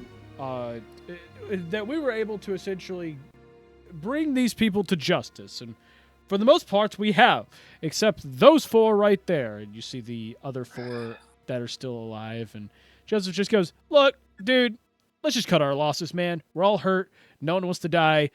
Look, they were working for them as an employer. That was their employer. The employer's dead. What else do you need?" Well, we need help burying these bodies. That is true. That is a good point. At least allow them to be buried, not a monster. As for those 4, they need to be put in jail. There is no better place for scum like them. Joseph by the walks. Way, I just imagine, like, as you said, like, we need to get these guys buried. It's like Zephos is already like halfway through digging like a grave, and he just turns around. It's like burying someone. I'm way ahead of you, buddy.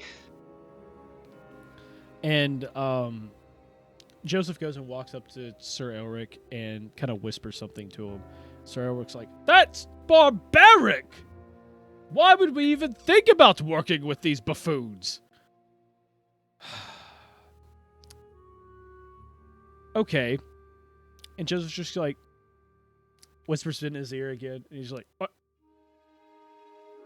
How do you know that?"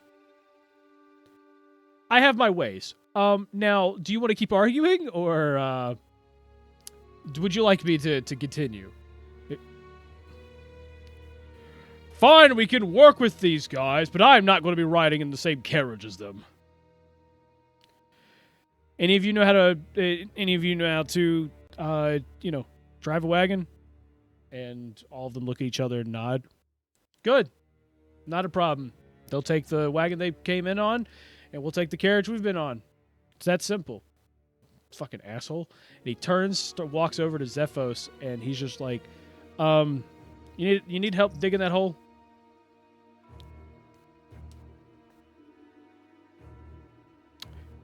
"Cool. I'm going to assume you don't." And then Joseph's going to walk over to the rest of the party. He's just like, "Okay. So, as for these 4 idiots here, you guys try anything, we kill you. You see, last time you had your bosses who were a lot stronger than you guys to help you out during a lot of this. I couldn't assume from how everything went on, none of you can cast spells, or at least you weren't doing it during that fight. But seeing as your lives were on the line and you saw 4 of your friends dead, I assume that you don't know how to. So just remember, we can. Matter of fact," and he walks over to where Yorn is like essentially hidden back into a bush or into like the tall grass, pulls up Yorn, and he goes, "This guy right here is going to cast a fireball on you." And he's like, "What, a fireball? Okay, no, not right now. Oh. My bad." Oh. And then it whispers. All of you could very, very small audibly hear him just like, So, does their wagon have any mayo in it? I'm not going to even check that. When we get back, you can use my alchemy jug. If it's Although, if do it's you guys have refreshed. any? Do you guys have any money? By the way, I pointed to these four in the wagon, on you. Typically the boss carried all the money, so there might be some on him. All right, great. I'm gonna go loot the boss and the second in command guy. So, as you loot both of them,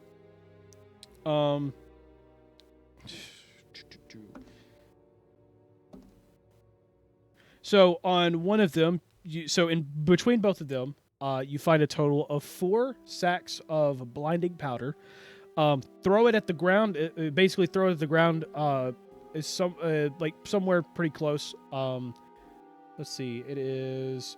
You've got a 60-foot range on throwing it. So, Oh wow. yep. When it lands, it's going to create that blinding flash that they were using against you guys. So yeah, you've got 4 of those pouches. On cool. top of that, you get the grand total between them. Yeah.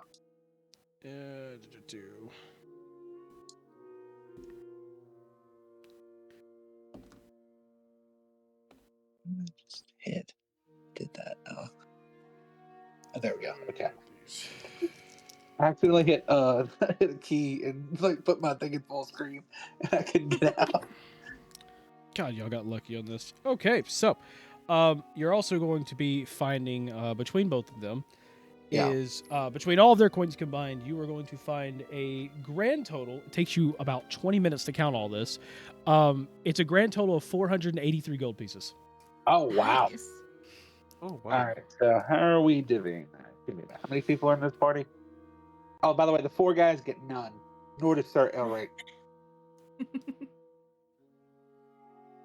Okay, so you're gonna give nothing to the 4 guys. Nope. Absolutely not. And They're Joseph lucky walks. I haven't killed them already. Joseph walks over, Joseph just will like get look. Just like look. Okay. No. It- Don't even start. You don't even.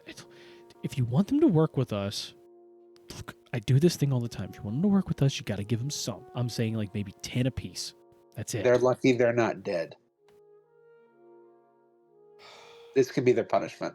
People don't work for free, my man. They can't under threat of intimidation. We're gonna divvy it up. I'll think about it. How about that, Joseph? I'll think about it.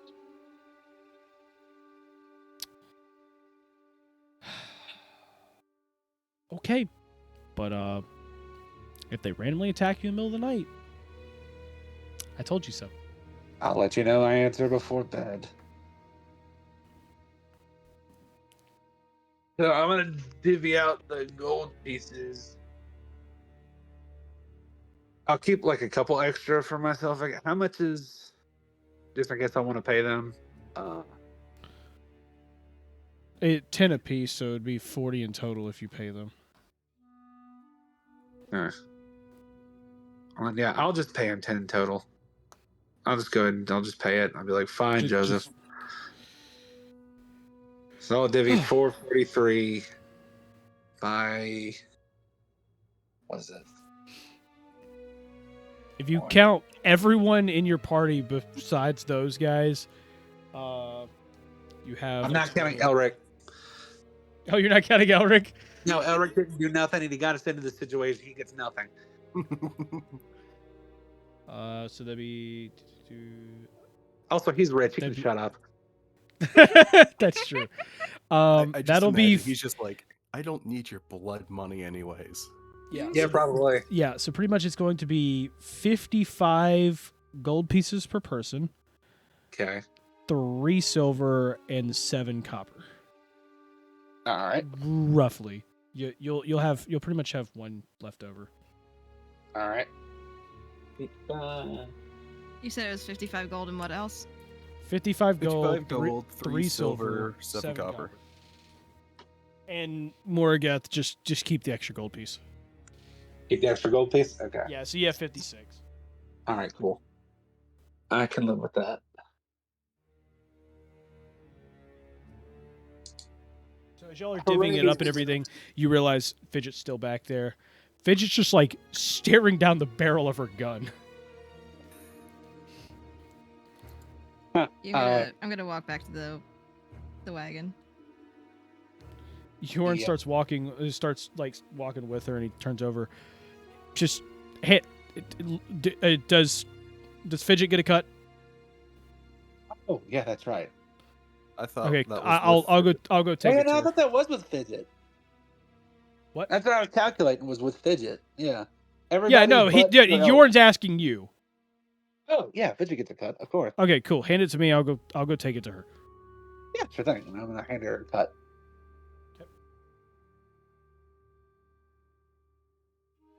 I say I'm not still dying.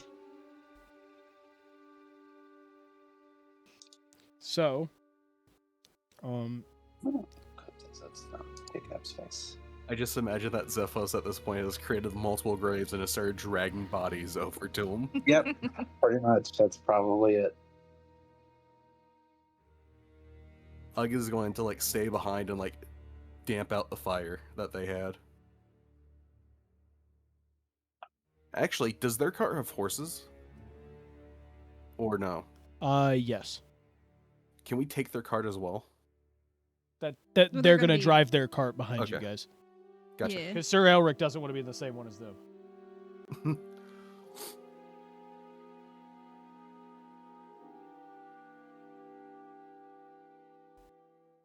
Sure, probably like Joseph or somebody can ride with them. So. I'm sure none of us want to. Nope, not after that. No, it absolutely not. I mean, considering that Joseph is going to be like their new employer, it probably is best Joseph just rides with them. Yeah, that would. Yeah. So, you guys basically set up camp, start to relax. Is there anything do you want to do during the night? Yeah. Any nighttime rituals or anything? I mean, I guess I was gonna talk to Katarina. Okay. Go back. So is everybody getting ready for bed and everything? Moragath, Katarina, both of you kind of meet up and everything. Where are y'all meeting up? Is this like away from the wagons and everything, or? I mean, I figured it would just be like, I don't know, Kat. Where do you want to meet up? Well, I mean, we did end up getting some shared tents. We could just be like in one of the tents or something. Okay. Johnny, quick question: have I done any of the research or the training with runes or no? On Ugg? I don't think I so. don't think so. I don't think you've done any. Like, you just know how to cast them. That's about as far. So. Yeah, if that's the case, I'm probably gonna have Ugg train. Okay.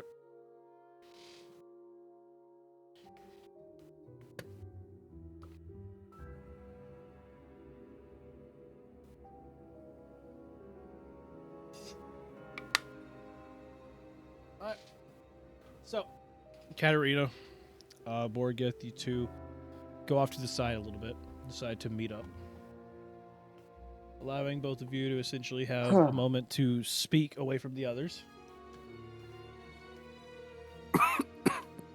You look like shit. I feel like shit. I absolutely feel like shit. In way more ways than one. Well, I'm sure that that's rare for somebody of nobility. Please don't even start with me. Look, I said I was a noble, and I was. And I was a king of a kingdom, but it wasn't in the same way that, and I point over in the direction of Mr. Pompous Prince over there. I wasn't like him. I mean, I guess. So you're telling me that you weren't greedy and devious and only cared about power and money. No. I mean, I would be glad to tell you my life story if you'd like to hear it. Well, we've got nothing else to do tonight. Fine. Okay. Well, started many years ago. I come from a place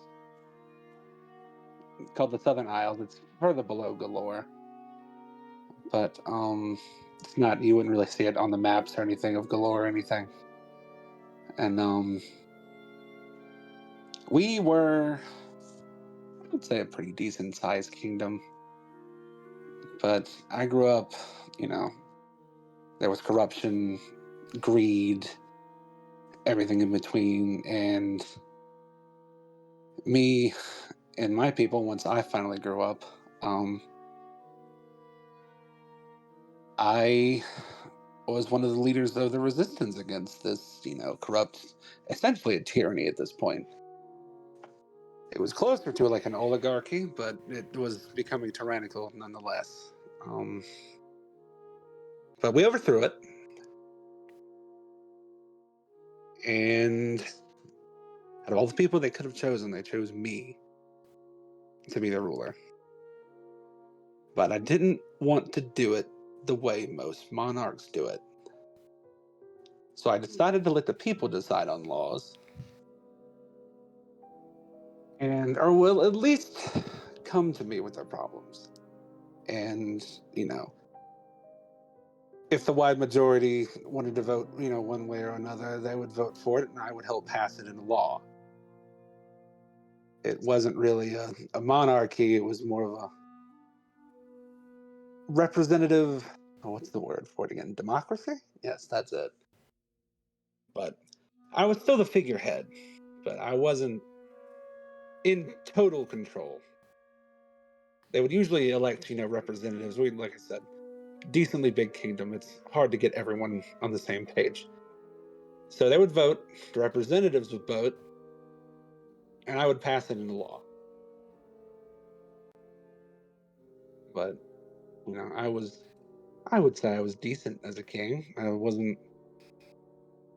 definitely wasn't like the last guy.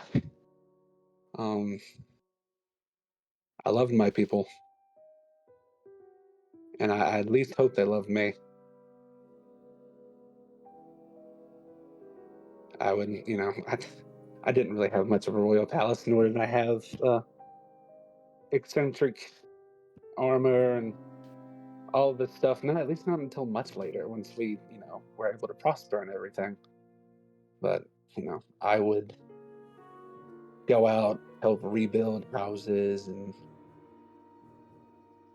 build up everything, really. Like, I was there to help the people for at least as long as I could. And, well, I guess I helped and everything enough to where the people were, they wanted to give me something.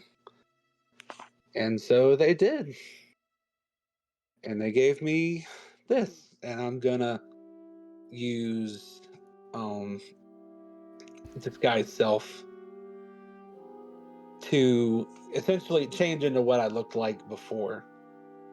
And you see this like decently elegantly like crafted set of armor with flowing red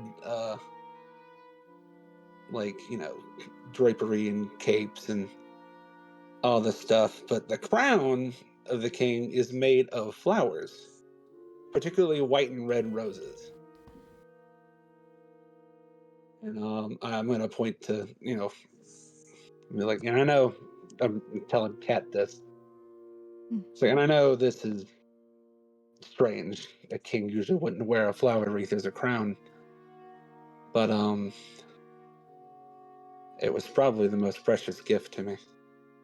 It was the school I went to. My teacher, she had she's really big in those like flower gardens and stuff. And the kids kept asking me what my favorite flowers were. And so, I tell them all of this, and I don't think anything of it. I'm just like, oh, that's very, sweet. I wonder why they're asking that. And then, I don't know, maybe give it a couple of weeks later, all of them come up and surprise me with this crown of my favorite flowers. And he's holding back tears. I see. Sorry, I shouldn't show this weakness right now. I appreciate you telling me that. I'm we're not done. The reason I'm gonna get to the point. I apologize. Later on into the, into my reign, as I put up air quotes,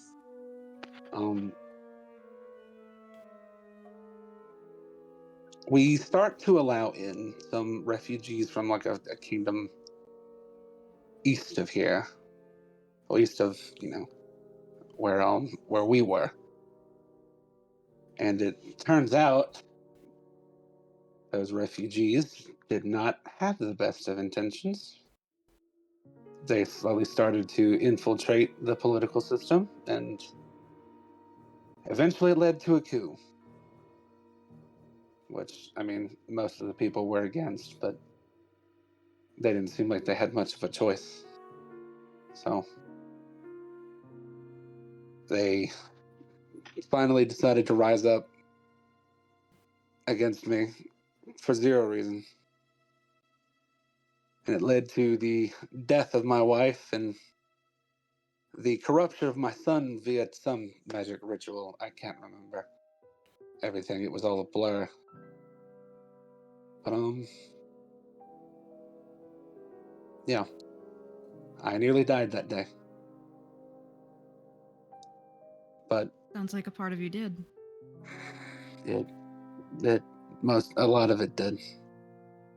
I was mentally shattered for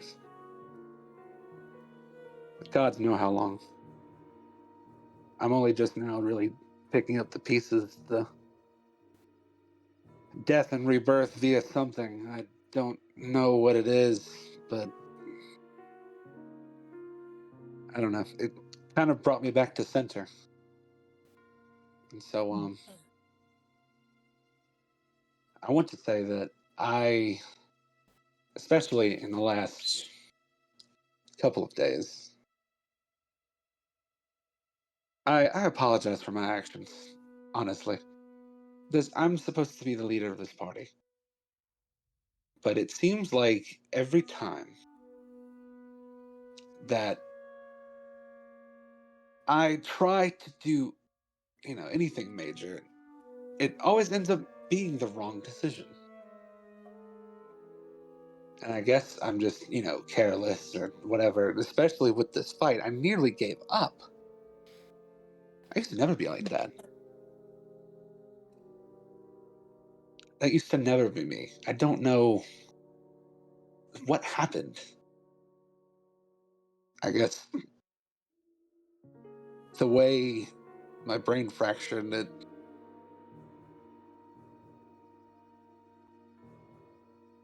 I don't know. When I first came to Hestia, I joined with the Colosseum because I wanted to get my anger out. And so I think I still have this notion stuck in my brain that if I swing hard enough, I can fight my way out of anything. Do you understand what I'm saying? Yeah, I understand. I mean, I can just stab my way through most things. Well, I mean, But you can hide after. I can't do that. I can't. But yeah, So, is your plan to eventually go back? I don't know yet. If I go back, it won't be as a noble or the ruler or anything like that. I never wanted it in the first place. It was something that the people wanted, and I did because they wanted me to. I just, and I failed them. It's like I failed my child, my wife, my slime friend that I made, and Hector, and seems like so many others. It's a long story. I'll tell you when we get to Hector. All It's right. not, I mean, it's not really that complicated. I mixed two. When my lesser trifecta, it's weird.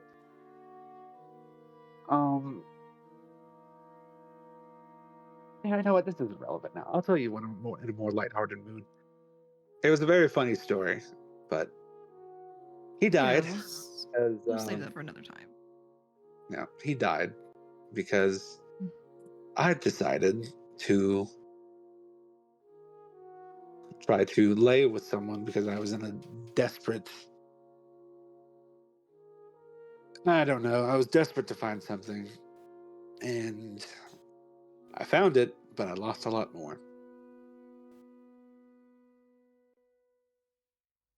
Yeah, sounds like you've been through a lot, and I'm sorry for all of your losses. Well, thank you. I didn't tell you all this so you would, feel sorry or pity or anything like that. I get it. You don't like nobles, and I think I can see why. But though I may not know the full extent. But I just want you to know that I'm not a noble. But I'm also not this person that I've seemed to have become, especially over the past few weeks and recently. That's not who I am. So I understand. I'm sorry for the way I've been treating you as well. it's fine. I understand. But well, okay, there's really no reason to have this anymore. And I'm gonna like sort of the fancy, crown and stuff and the armor, the color sort of fades a little bit. And the cloth on the armor goes to like the blue that Morgoth usually has on. And his helmet is still on. But he takes it off, revealing that, he just looks like an older version of the young guy you just saw. But he has a lot of scars, going up I believe it's the right side of the face. Maybe the left. That's the left side. But I'm not going to fail you guys again. I can't do it. I don't know what came over me, but it's dying now.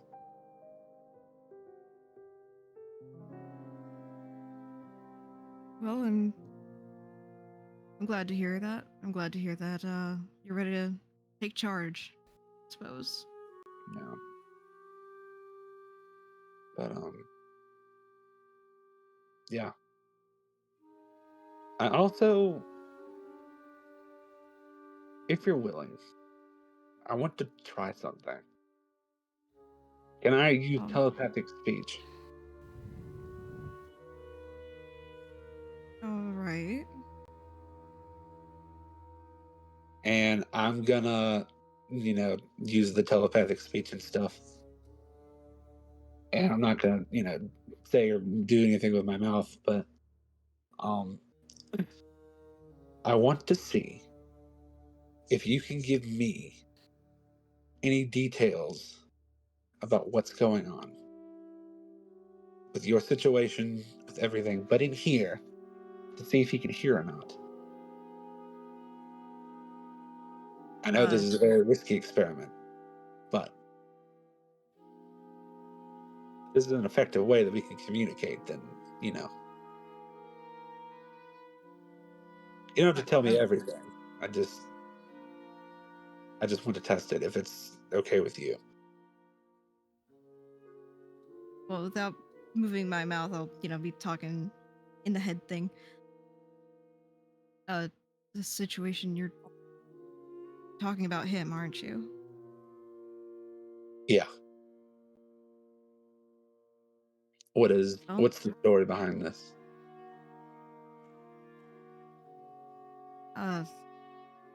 I'll see if it works, but as far as I can remember, I grew up in the Hells. I see.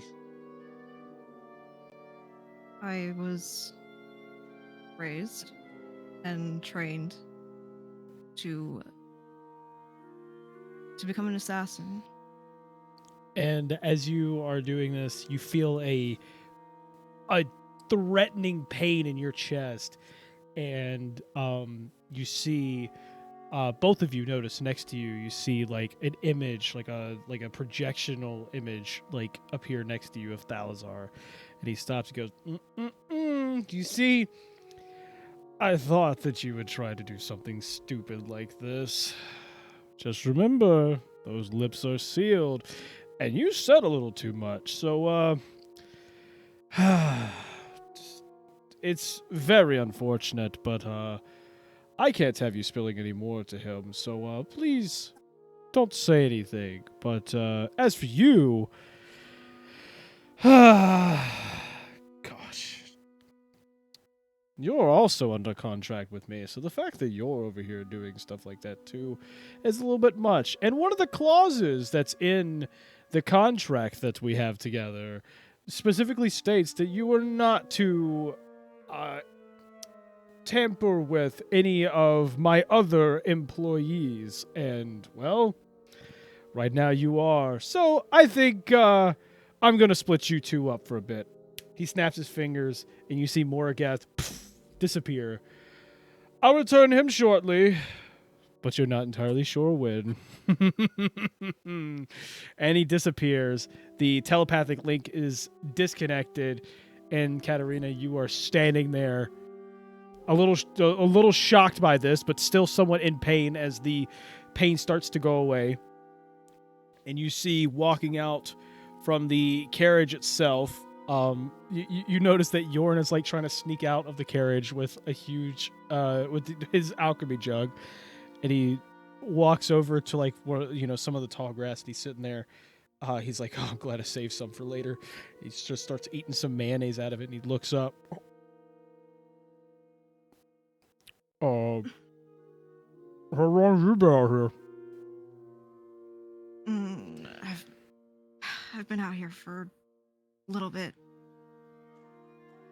Are you eating more mayo right now? What? It resets. Look. It replenishes at dawn. It's not dawn yet. It's in the middle of the night. So I'm gonna eat the rest of it before it becomes dawn. She's like sitting there, like rubbing her chest. Damn. Well, unfortunately, Morgath's gone. What? I'm sorry. You said he's like dead? He's dead? He's not dead. I mean, probably going to wish he was. I was going to say the same thing. Why? We tried. And you see it pulses again in your chest, causing another pain. It's like, oh, okay, I get it. No, wait a minute. Wait. I get it. I understand the situation. No, actually, you might need to tell me. What was the situation? Why is he gone? I can't say.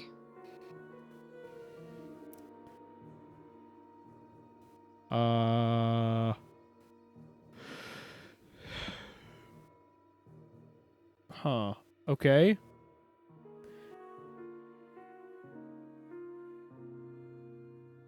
Is this like as in he doesn't want you to know, or he doesn't want us to know, or is it more of like you just can't say?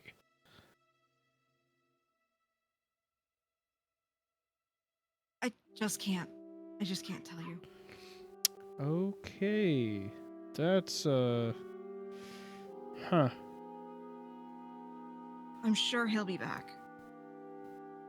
But Starts for going- now, He starts going through. He starts going through his spell book. He pulls out of his robes and just goes going through, and he goes, "Let's see. Looks up at you. Looks back down. Looks back up. Looks back down." And he's like, "Oh, wait a minute!" And he goes and starts like licking the side of his hand. Sorry, there's mayonnaise in my hand. I'm gonna ruin my spell book. Starts going through. what are you looking for? Yeah, this one. And he stands up, he walks over, and you see him cast a spell of detect magic, and he goes, huh.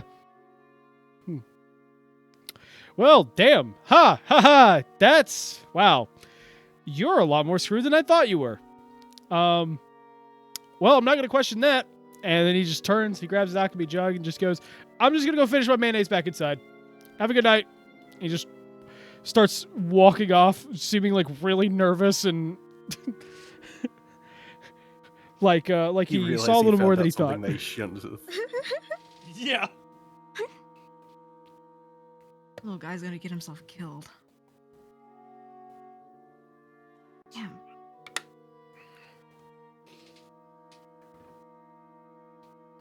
Guess I'm gonna head back and, or I'm, just gonna go to my tent.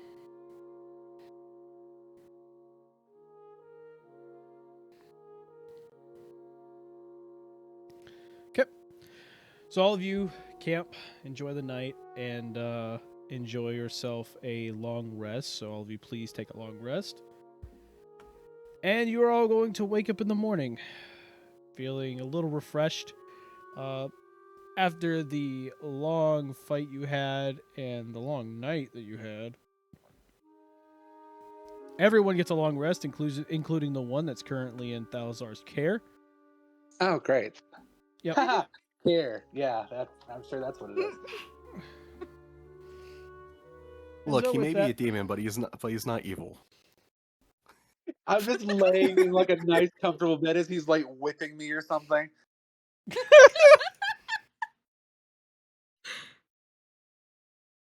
This is called Dungeons and Dragons. I didn't think it was gonna be Dungeons that and type of Dungeons and Dragons. Yeah, it's Dungeons and Bad Dragons.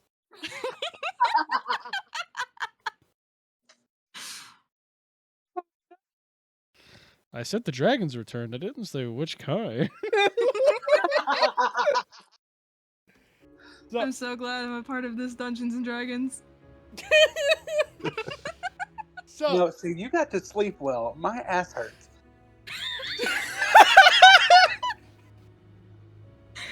all right, so you all go to sleep. You wake up the next morning, feeling refreshed and better. And as you wake up in the morning, all of y'all start packing and getting ready to head back on the road. And just before you're about to leave, Joseph goes, "So, we'll be following you for most of the ways. Are we planning on essentially just booking our way to the watchtower, or are we making any stops? Considering Well- we now have more people on board with us, it's probably best we probably stop by Hector to get some supplies." Not a bad idea. By the way, Johnny, how much of the supplies have we gone through within my bag of holding? Would have been, let's see. I mean, it's already been 2 days.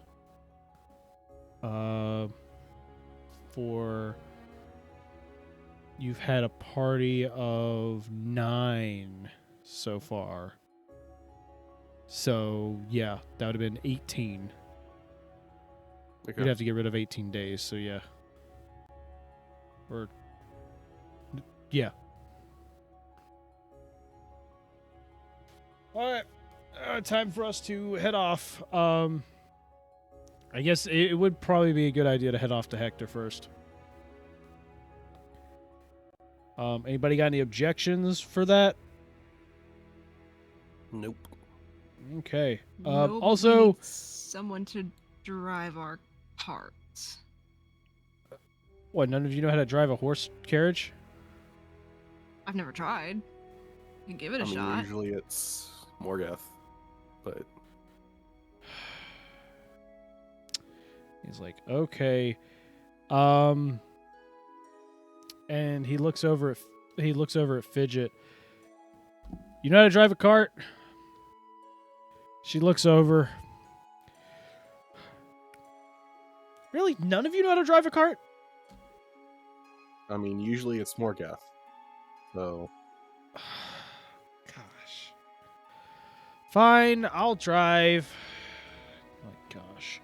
So she walks over, reluctantly gets up in the front and everything. She's just like, okay.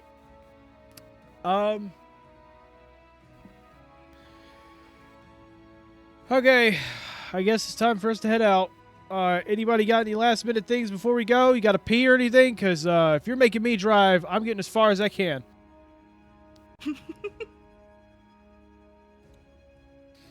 Oop. nothing here. What?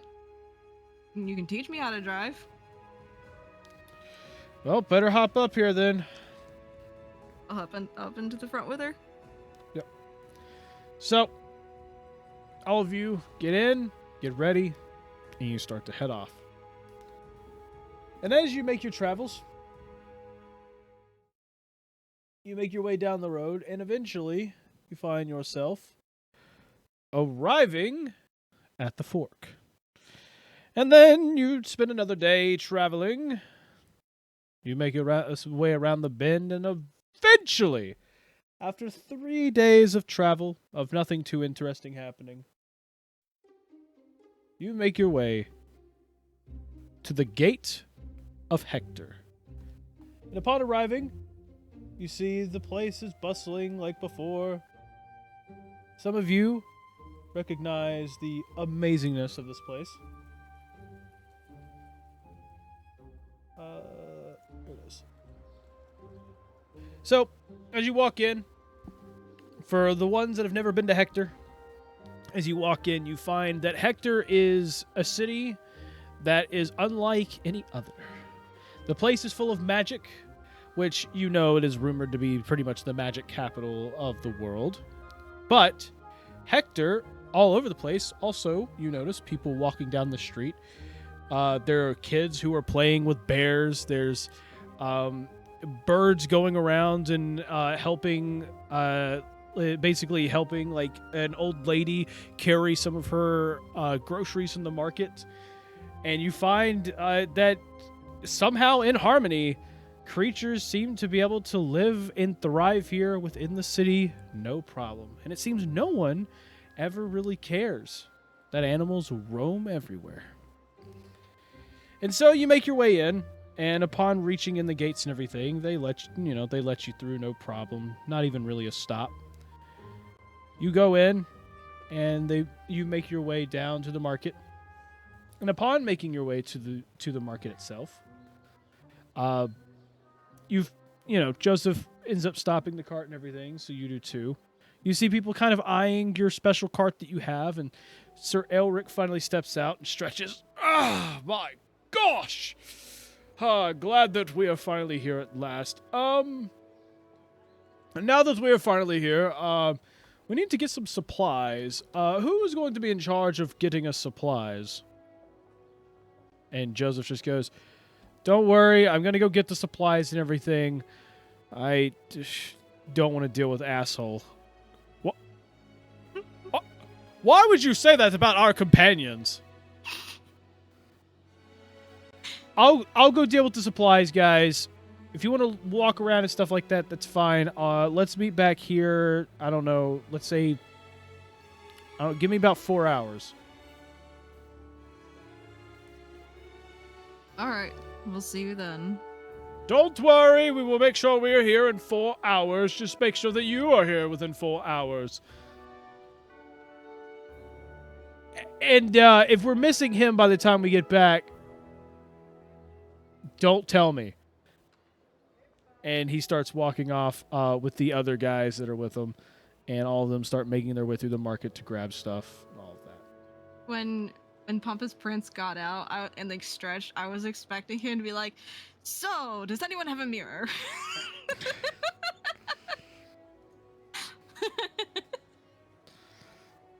So, nope, because he is avoiding mirrors. Good. Yep.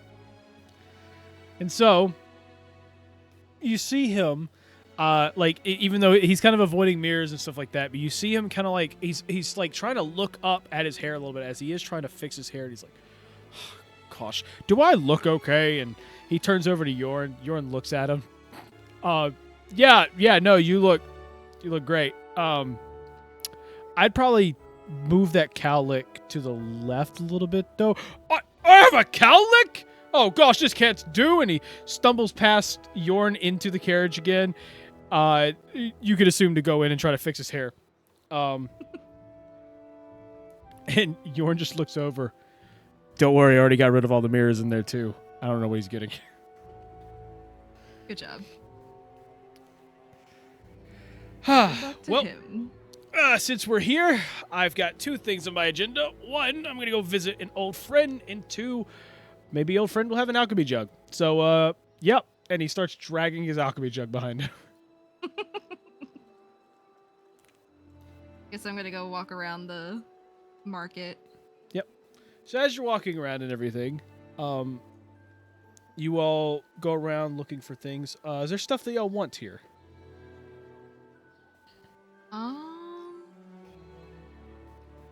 Great question. There is something I'd like, but I don't have enough to afford it. It's like, I mean, Rilo, would you like to go get and anything? look. Rilo has a bit of money, so Rilo, would you like to get anything? And I think he needs a new gun. That is true. What? I guess I could check out what guns there are. Okay, you can check out the guns. Okay. Replace. I guess I'll go with Arilo. Well, the thing is Betsy was a blunderbuss. He still has his hand cannon. So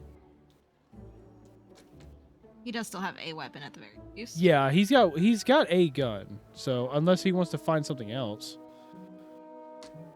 like a flintlock or a musket or something, it's up to you, Rilo.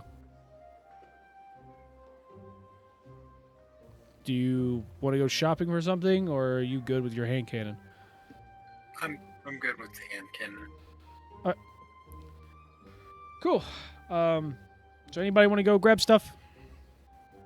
I guess I'm gonna try and look around for. Doubt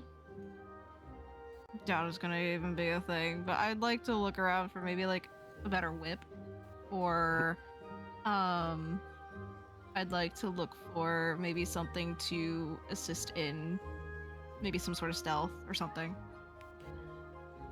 I mean, I could definitely look to see if there's any bows that look decent as well. Like, I like mine that I've got currently, but I'm also not against looking for daggers as well. Having more daggers. if there happens to be a rune book somewhere, let me know. Alright. So, as you are looking around the market, you finally come up on a stall. It looks like it's more of like a leatherworking and Fletcher stall, and they look over and just like, Hello. Welcome to my shop here. Are you by chance perusing for anything that could possibly take down someone from afar? In a way. Well, you come to the right place. What kind of thing are you looking for? And you notice at the place itself, you see simple like leather armors and stuff like that. You see a lot of bows and crossbows, but you do notice that there seems to be a couple things, like there are pikes, like really long pikes and everything. There seems to be whips. There seems to be like slings and blow darts and all types of like ranged equipment there. Huh. I'm interested in seeing some of your whips. Are they enchanted? Are they magical? So, we've got quite a few, but how much do you have to spend? I've got enough. Enough isn't quite what I was asking. Well, I've got gold, but I've also got a whip I could trade. And you mind if I look at this whip before I start showing you everything in here? I make an insight check to see if I trust this guy. Yeah, sure.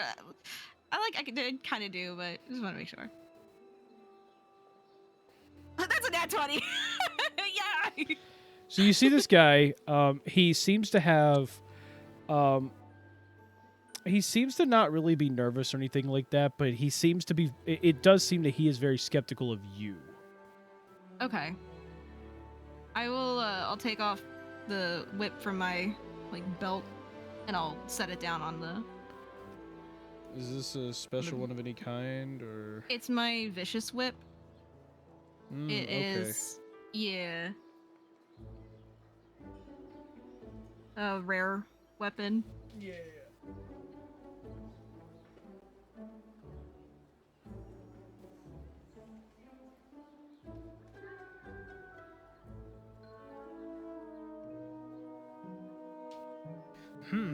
Well, this is a pretty good one. Yeah, I think I could get you something nice with this. Well, I only really have two that could possibly match the caliber of this, which, of course, I'd have to, you'd have to throw this in plus another 100 gold pieces, but I've got these two here, and he reaches under, seems to open a chest and bring it up. He goes, so I've got this one here. That one right there is what is called a flame tongue whip. Essentially, all you got to do is there's a little tiny button on it. As you hit it, you'll see magical fuel basically fuel the thing. Don't worry, it's unlimited. You're not going to run out of fuel, but essentially sparks it and turns the whole whip on fire, so you can hit people with a little bit of fire. And on top of that, you have one other here. This one was created from the scales of a dragon. And that is exactly why that this is special against dragons. Some people even say that this is called a Dragon Slayer whip, just because of the fact that it's, made by slayed dragons. Is it like a specific color for the scales? This one is a golden scaled. So I can assume that this whip would be good against, in particular, golden dragons. Or is it any dragons? It's just any dragons. It's a Dragon Slayer whip. Oh, okay, cool. Interesting. So you're wanting my whip on top of 100 gold for one of these. Yep.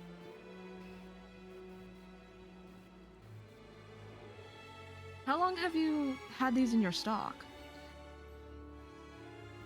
Not too long. I mean, I get new stuff pretty much all the time. Well, I can guarantee you that if I don't purchase one today, you will have those in your stock for a very long time. Not many adventurers tend to purchase whips. You're kind of right about that, but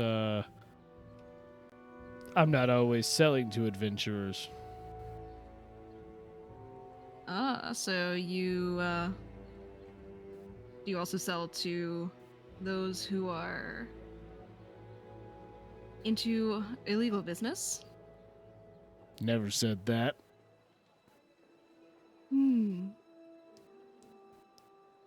There's only a few people I can imagine purchasing whips.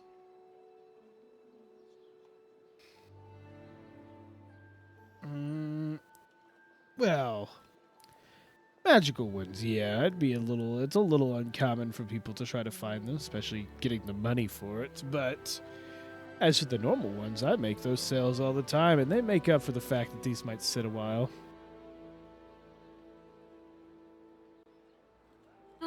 Well. How's about I trade in my whip and throw on 75 gold? Roll persuasion, please.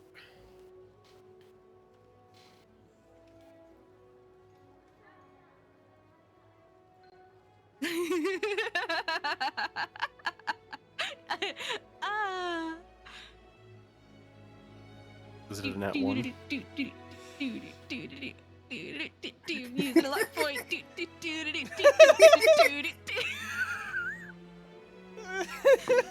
Was that bad? No! Nuh-uh! I mean, Wanna you can use another luck technically point? use luck points until Until the effect is there. Darn it! No, I'd rather just pay the 100 rather than spend more luck. So what'd you roll? I rolled a 4 on my first roll, so it was in total of 6, and then the second one was an actual nat 1. So you're It- going with the nat 1. I'm going with the 6, the total of 6, because that it just gives me advantage. So Oh, okay. It just gives you advantage. Okay. yeah. All right. And you see him. He looks at the thing, and then he looks back up at you and goes, "Do I look like a chump or something? Selling this for 75 gold pieces on top of that whip? Look, your whip's pretty cool. I understand what it does. I'm a connoisseur for these kind of things." But it's kind of insulting that you think that my good prices aren't that well.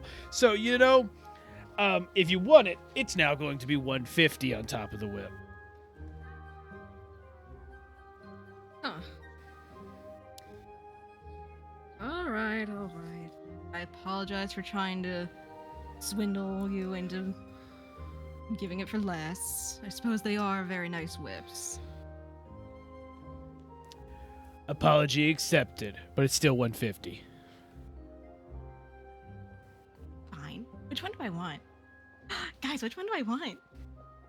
You got the Dragon Slayer and then the Flame Tongue. do you want to be able to do fire damage, or do you want to be able to do better against dragons? We're not gonna face dragons too often, I feel. The dragon one's really cool. I like the thought of it, but I feel like I could probably make Like, you don't want to have, like, more. the golden whip? You know what? Actually, now that you say that, no, I don't want the golden whip. Well, you can call it your lasso of truth. No, Cat actually, she doesn't like gold very much. Okay, I'll go with the flame tongue, and I'll trade in my whip and 150 gold. Thank you for doing business. Of course. Well, I hope you continue to get good business, sir. And I hope you enjoy your new whip. You get a new whip. So, now you head off into the market. Y'all are looking around and stuff like that. And as you're walking around, Katarina, you look on over and you see you see somebody that, like, you somewhat recognize the face, but you're not 100% sure. And they seem to be standing next to Morageth, as it seems that he is standing next to what looks to be another magical weapon stall. Okay, I'm gonna go over. Mhm. And As you walk over, you see what seems to be you see a human kind of standing there next to him. Seems to have brown hair. It seems to be like pretty much plain looking. Nothing about him's too crazy. He's got brown eyes, brown hair, but I mean, he just looks like an average everyday human. And it seems that he is just kind of sitting there with his arms crossed, just kind of watching Morageth as Morageth is like trying to talk his way into getting a sword.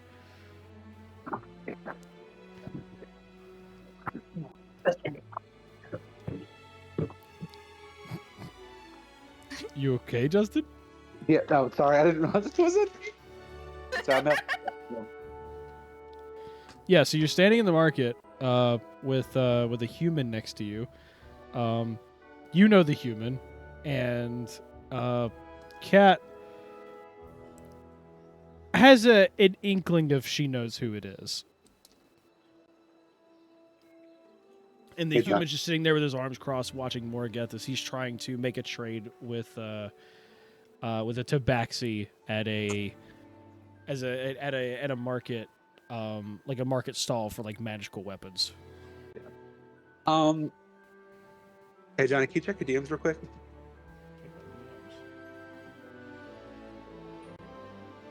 Like I'm gonna do the trade, and I just wanted to ask this question.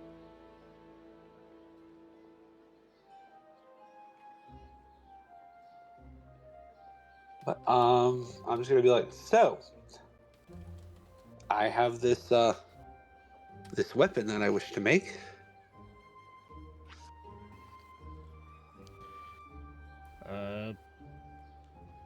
Okay, so what kind of weapon are you looking for? And I'm gonna pull out the like blueprints for it and like hand it to him. And I'm like, this is a magical weapon that was designed by one of the finest artificers I know. But she never got to make it. And I wanted to see if there's any way we could do this. And I'm willing to trade a good amount for this. Okay. Well, this is going to be quite a bit, but we can always see what we could do. Something like this is going to take quite a bit. I mean, you're asking for us to, you're asking for us to make something crazy, something we've really never done before. I'm willing to help with this. However, best thing I could do is probably give you the materials, but you're gonna need to find a blacksmith, and I mean like a master blacksmith. Do you think there would be anyone in the city of magic that could magically blacksmith this together?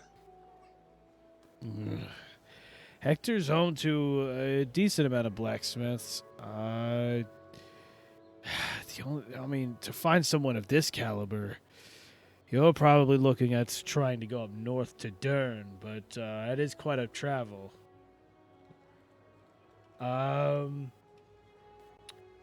Well, I may know one guy.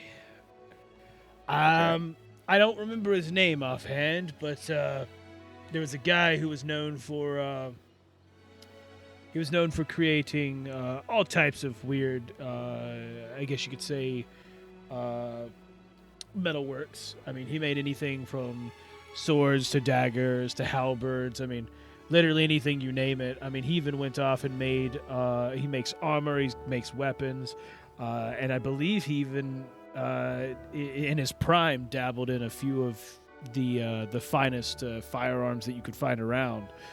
But unfortunately, I haven't seen him in quite some time. I think the last time that I spoke to him, or at least the last time I spoke to someone who knew him, they said that he was off somewhere to join the upcoming fight and everything.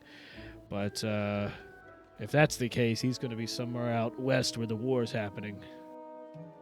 Right.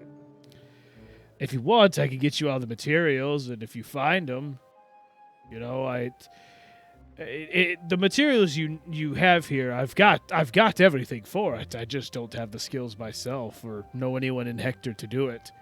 Hector's not known for blacksmithing. We essentially take the master weapons that we could buy, and we're able to enchant them. If you're able to get the weapon itself installed, that's, you know, like created, we can definitely enchant it with what you have here, but that's about as far as we can go. Right.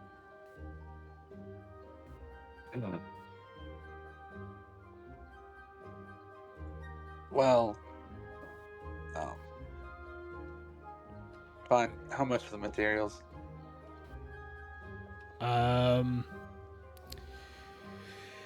Well, seeing everything you've got here, I'm gonna be saying it's probably gonna be roughly, the materials by themselves, probably roughly somewhere around 400 gold pieces. Okay. So, I guess I'm gonna, because I have 240. I have my javelin, and I do have Darkstorm.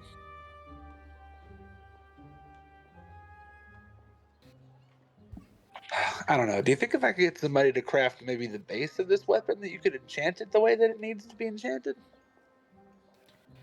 Unfortunately, I can't. I have to have the weapon in front of me in order for us to be able to work on enchanting it. Fair. So, like I said, I can give you the materials. And as for enchanters, I mean, about every city has enchanters, but it's a lot harder to come across blacksmiths, as everyone's, into magic at this point.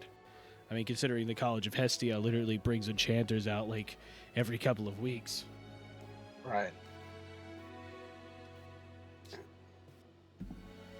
Okay. I will. How much do you think this is worth? I'm gonna put the lightning javelin on the table. And he looks at it and he just goes, "Well,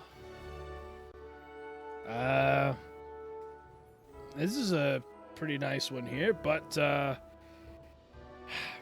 unfortunately, I mean, it is just a javelin of lightning. I'd say you could probably get roughly, I could probably give you about 75 for it." Fine. What else can we give here? I also have these boots. I show them the boots of Unkind. I'd probably give you another 75 for those as well. How much? You said it was 400? Yeah. Okay. Give me a sec. I gotta calculate. I gotta calculate monies. Yep. You're at 150 traded value right now. Damn.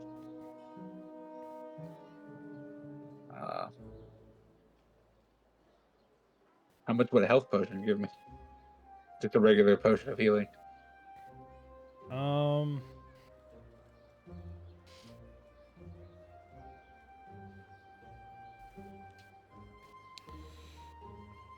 gotta check here.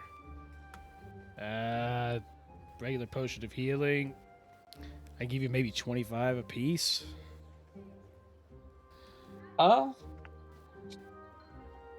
Yeah, I'll take that. Okay. How many of those you got?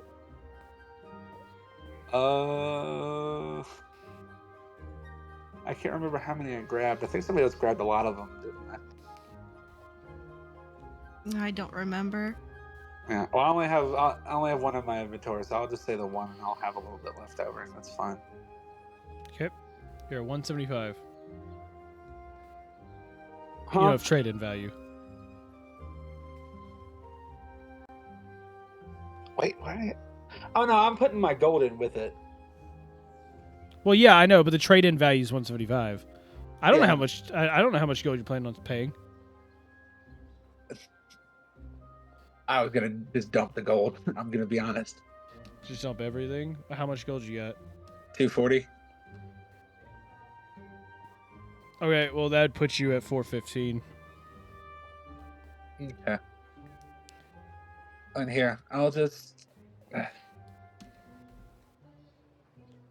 You can take all of this, and I will. I'll take these materials and try to find this person. Well, if that's what you want to do. Like I said, the last thing I heard about him is that he went off west somewhere. Now, How long if it's ago one of was the, probably a few months ago. this? Great. I will say there are two good places you could check. So there are two watchtowers.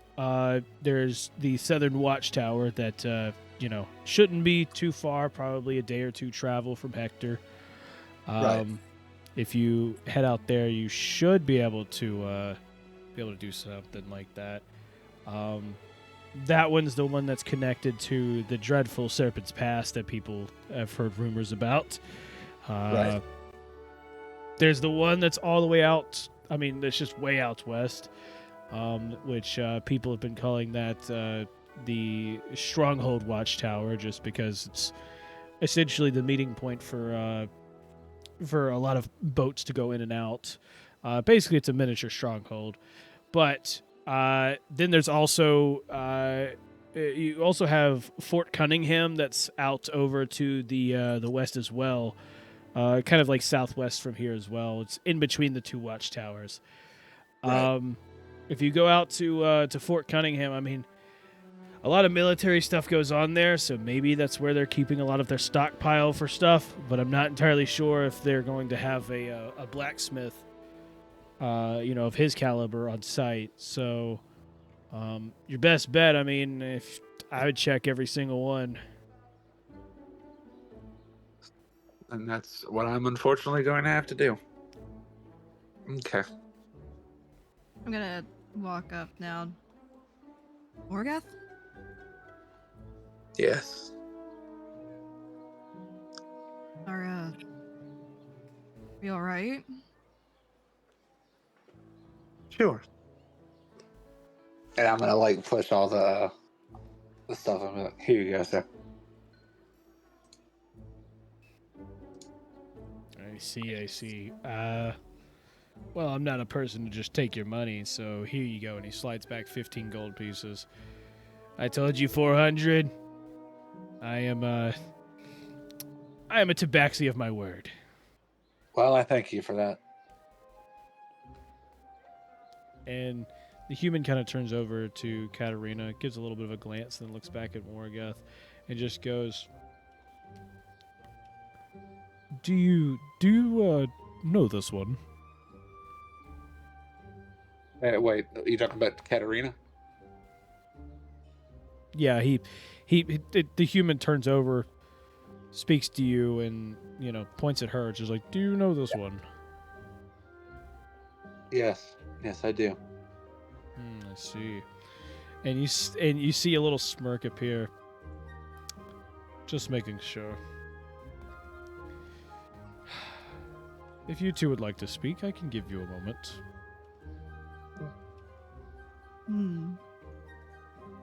Appreciate it.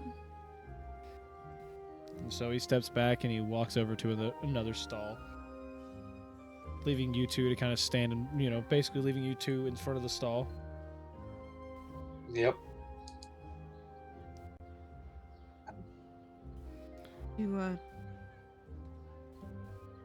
What happened?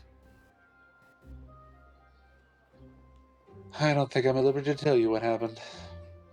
If I'm being honest.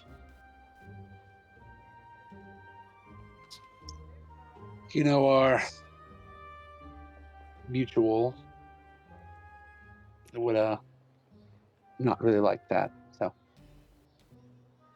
I guess that's fair. Are you alright at the very least? you can see his face, he's once again gonna lean out. He's gonna lean really close to your face, and be like, "Sure," and then just like pull back, and then like he's thinking about walking away, but you could see on his face he is not okay. Hmm. I'm gonna walk over to the human. Yes, is there anything I can help you with? What did you do to him? Me? I did nothing.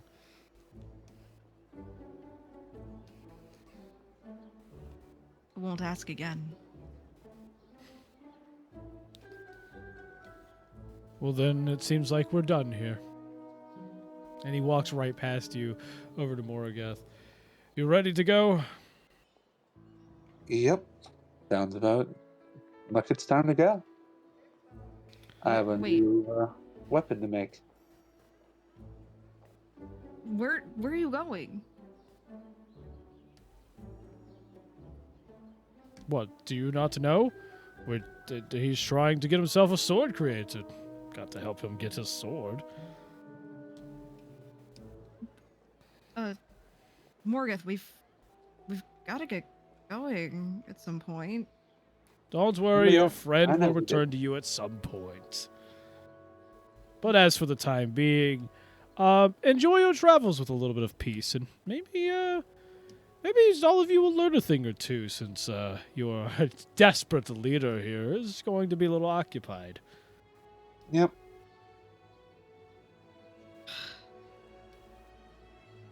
Whatever. Just stay safe, Morgoth. I will. You do the same, Astrid. And I'm gonna walk with the human. She's dumbfounded right now. Like, oh my god. So, they walk away into the market and everything, and at some point you see them kind of disappear out of view, leaving you all to just chill for the time being. So, does anybody want to go shopping? Yeah. Does anyone want to go shopping? Alex, what would you like to buy? I think, I kind of want to look at the bows, but I also want to look at rings. Okay. Well, there's all types of bows and everything there. I mean, it's pretty chill and everything. Now, as for bows, you do look around. You find some cool-looking bows and stuff, but one thing I will tell you is you're not going to find anything better than what you got. Yeah, I figured. Let's see. As you go up to a stall and everything, you end up at the same stall that Katarina was at earlier, and as you get there, he's just like, I can help you. Currently, I am just out looking for bows. Bows or rings, if you've got them.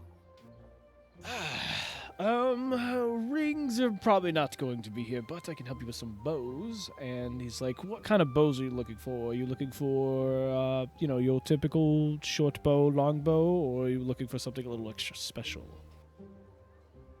Well, I do prefer a long bow.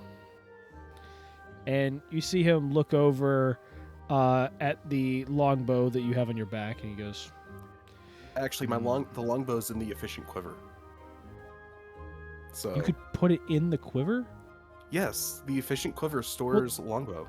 Or can Okay. store a bow. Well, either way, it's in your back. Yeah. It's on your back. Because even though it's in the quiver, it would poke out of the quiver. The quiver's a quiver. Yeah. Yeah.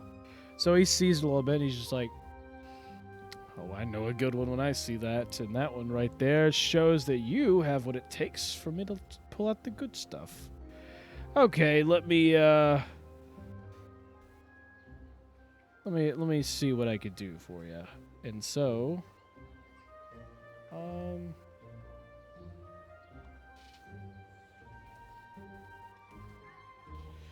he goes over, pulls out some stuff for you. Seems to have quite a few magical longbows. You look through, you see some simple one, like a vicious longbow. You see a longbow of the Giant Slayer.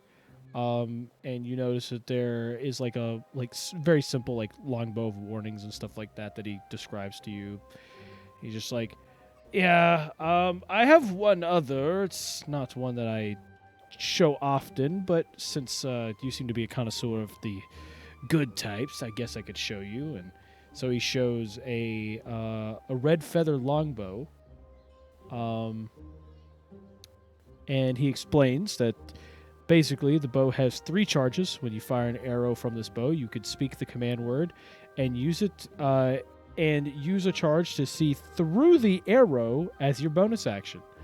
You could see from the point your arrow lands as if you were there for 1 minute. If the arrow strikes a creature, you see what they see for the duration. And it regains 1d3 charges each day at dawn. This is definitely interesting. Very much so. So, any of these catch your eye? Just out of curiosity, how much would the red feather longbow go for? Oh, this one. It is a special one. I think I could probably let this one go for, let's say, 250 gold pieces. But it Okay. all depends, you know. Are you willing to trade anything else for it as well, or do you just want to pay all the coin up front? I was only looking to see any or my other longbow options. As much as the red feather longbow here calls out to me, it is indeed something I can live without. So unfortunately, I'm going to have to say, no, I'm not interested in buying. Very Maybe some other time disappointing. if I run into it. Yep. Well, if you ever want to come back, I will be here. I'll keep you in mind. Cool. So you're gonna head off to go look at rings. Yep. Nope. You Magical go off and look at rings. rings. You see what seems to be human sitting there, and he's just like, oh gosh. 1 second, please. I've got to figure out where I put. Oh, there it is. And he brings out what seems to be a lockbox of some sort, and he ends up casting a spell on it. You can assume to be the knock spell, and it unlocks it. He opens and he goes, "Oh, there we go. Found them." Yep. Sorry. I've been a little distracted with a few things, but how can I help you? I'm doing good. I'm just looking for any rings, any magical rings, to be exact. Magical rings. I see. I do have quite a few of those procurements. And he reaches down, seems to grab a sack, and he goes, I believe, and yes, these are magical rings. And he starts just pouring a bunch of rings out on the table. I mean, there's probably like 20, 30 rings here. He goes, they're all magical in some sort. We've got, and he starts trying to sort them to the side and everything. We've got magical rings that are meant to essentially give you a little, I guess you could say, a boost to your physique. There's some here that's meant for essentially doing extra damage whenever you try to use some type of weapon or anything like that. We've got some special ones here, like this one right here is one of my favorite. This one is the Ring of the Ram. I've used this quite a few times. I happen to have one of those as well, and Ugg's gonna show off his Ring of the Ram. And you see him look in. He adjusts his glasses. Well, that actually looks pretty cool. Yes, that is one too. Well, I see you know what you're talking about here. Then, anything you're looking for?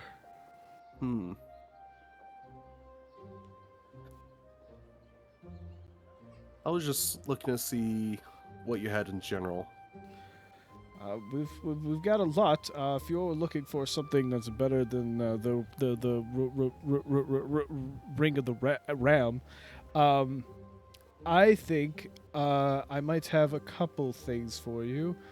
One of the things here that I could find. This was actually enchanted a couple of days ago by a friend of mine. This is a ring of fire resistance. If you couldn't tell, it helps with fire. There's another one here that's there's another one here that's it's a ring. This one here is a kind of like a ring of mind protection. It basically keeps people from reading your mind, if you could say. I have used it quite a few times when there's a few nasty people trying to get a deal out of my stall. And there's one other here. Yes, this one. And you see him pull out another ring. He's like, this one is the this one here is a special one. It is known none other as the ring of shooting stars. And you remember just a little bit on hearing this once.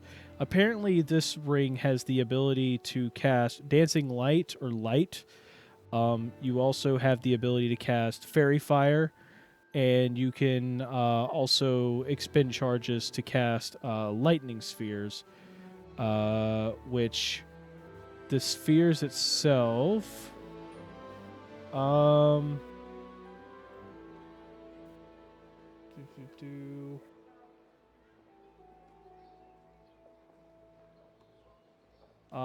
yeah, because it's literally like spheres of lightning you could discharge at people to deal lightning damage. But there's also, of course, the legendary part about this ring called Shooting Stars, where you can expend, as a magic action, you could expend so much of the charges in the ring, and for every charge you expend, you launch a glowing mote of light from the ring. Pretty much that does a bunch of radiant damage. You know, it's basically funny, you're Johnny? firing like a star. It's funny because I was just looking through like the rings like just a little bit ago, and I was like, you know what, this would be cool. Oh gosh. So any of any of them catch your attention? Yes, I think the ring of shooting stars. Shooting Sounds interesting. stars. That's very, very, very interesting. Now I only have one of these, so I could sell it to you for maybe 700 gold pieces. How much would you be willing to give me for my Ring of the Ram? Well, it's a very peculiar piece. I do have two of them in total, so it's not like the big deal on that. But I think with how popular the Ring of the Ram is, I can probably give you somewhere maybe probably 300 off on just the Ring of the Ram. And how much would you be willing to give me for this Ring of X-ray vision? Well, that is a peculiar one as well. And he kind of inspects and he goes, if I'm correct, it lets you see through an object, right? That is correct. That's a very, very good thing. Would it by chance let you see somebody's cards in a game of cards? Or does it just limit to seeing things on the other side of the object? I would not know. I have not used this ring much. I see. Well, I could probably throw maybe another maybe 150.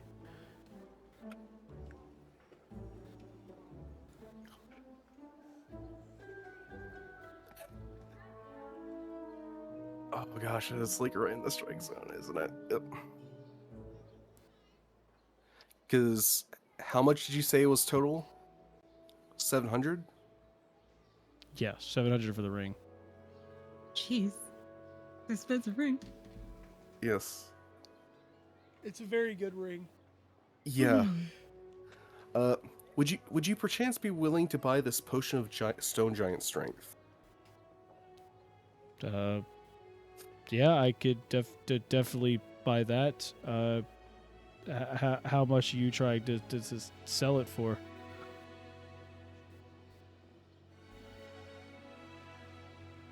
I was not ready for this. I was hoping he would be like, "Oh yeah, I'll give you this much for it." I was not ready for this.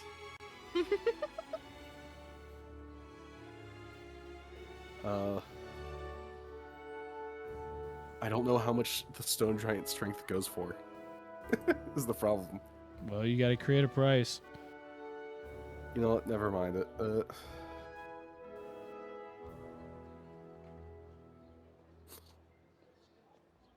Are you sure you can't part with it for 650? Roll persuasion.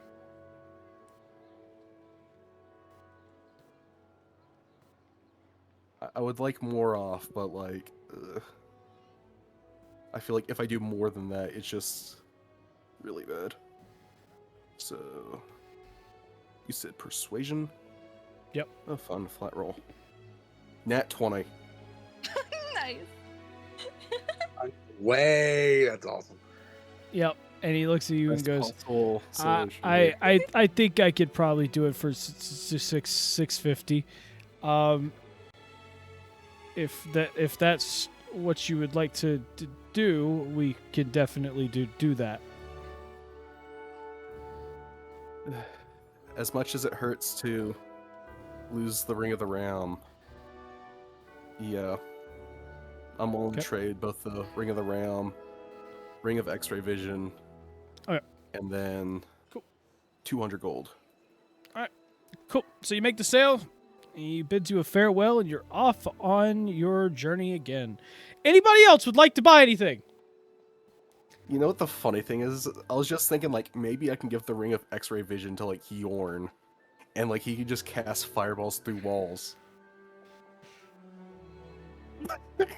Oh my gosh. So, anybody at all? Anybody want to buy anything? Anything else? There's nothing I want to buy. I eventually want to try and find somebody who can. Maybe Okay, so moving on from the shopping episode, it's time for us to head back out. So, with that, I'll be right back. You want me back up at the cart? Joseph will be there soon. I was the quickest one in the shopping episode this time. Let's go! New personal record. Oh yeah. I'm not sure. I know Justin saw it, but there is now a party inventory. I for did see it. characters. Yes, I saw is there? it. Yeah, I just noticed it. So we can either trade things or Oh. put things in there. Oh. I guess. For the party. I'll put my record up in here too. That's really cool. Is that like a new I guess feature? Yeah, I think it's decently new. That's so because cool. I only just noticed it. Yeah. Gotcha. Which I assume whoever my handler is right now is feeding me. So Your handler. I don't know who this guy is. Oh my Did god. I know anything? I'm confused. I just like what you called him.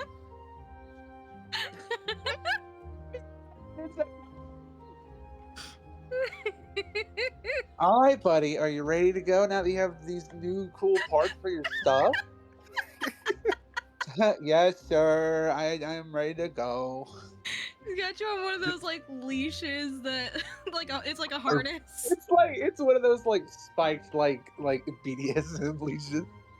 Or better yet, it's just like a wall of force hamster ball.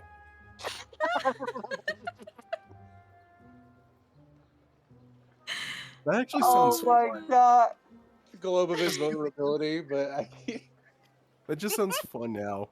Using wall of force as like a hamster ball. Yeah. Oh my gosh. But yeah, I'm really excited for this ring because I get the light cantrip, dancing lights cantrip. I can cast Fairy Fire for 1 charge. Cool. I can expend 2 charges to make lightning spheres, and its damage depends on the amount of lightning spheres I create. And then You all make it back to the cart. All right, bye guys. So yeah, except that one. So make back to the cart. You wait for a bit and everything, and eventually, after another hour or two, you find that Joseph comes back. And you notice a couple barrels were already in the back, but you notice Joseph is bringing the other guys, and they're pretty much wheeling out some more barrels of stuff. And Joseph comes over and goes, "Okay, I got us some stuff. We should be fine for like a month. Just please, for the love of God, don't get into any dumb fights that might destroy it, because it costed a lot." Now, Thank you. are we all set to go? I think so. I know I am. Okay. So, they hop on, start to get ready and everything, and he's like, "Okay. So now, at this point, I believe it's off for us to go to the watchtower."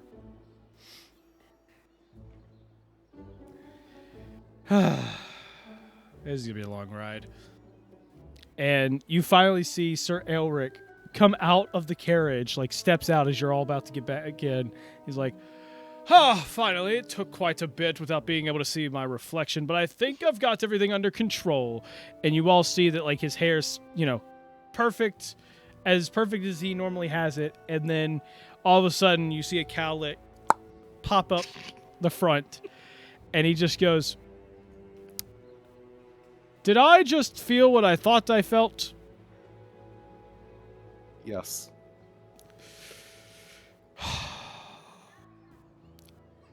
"You know what? We should just leave now." And he just steps back into the cart and just basically just leaves it.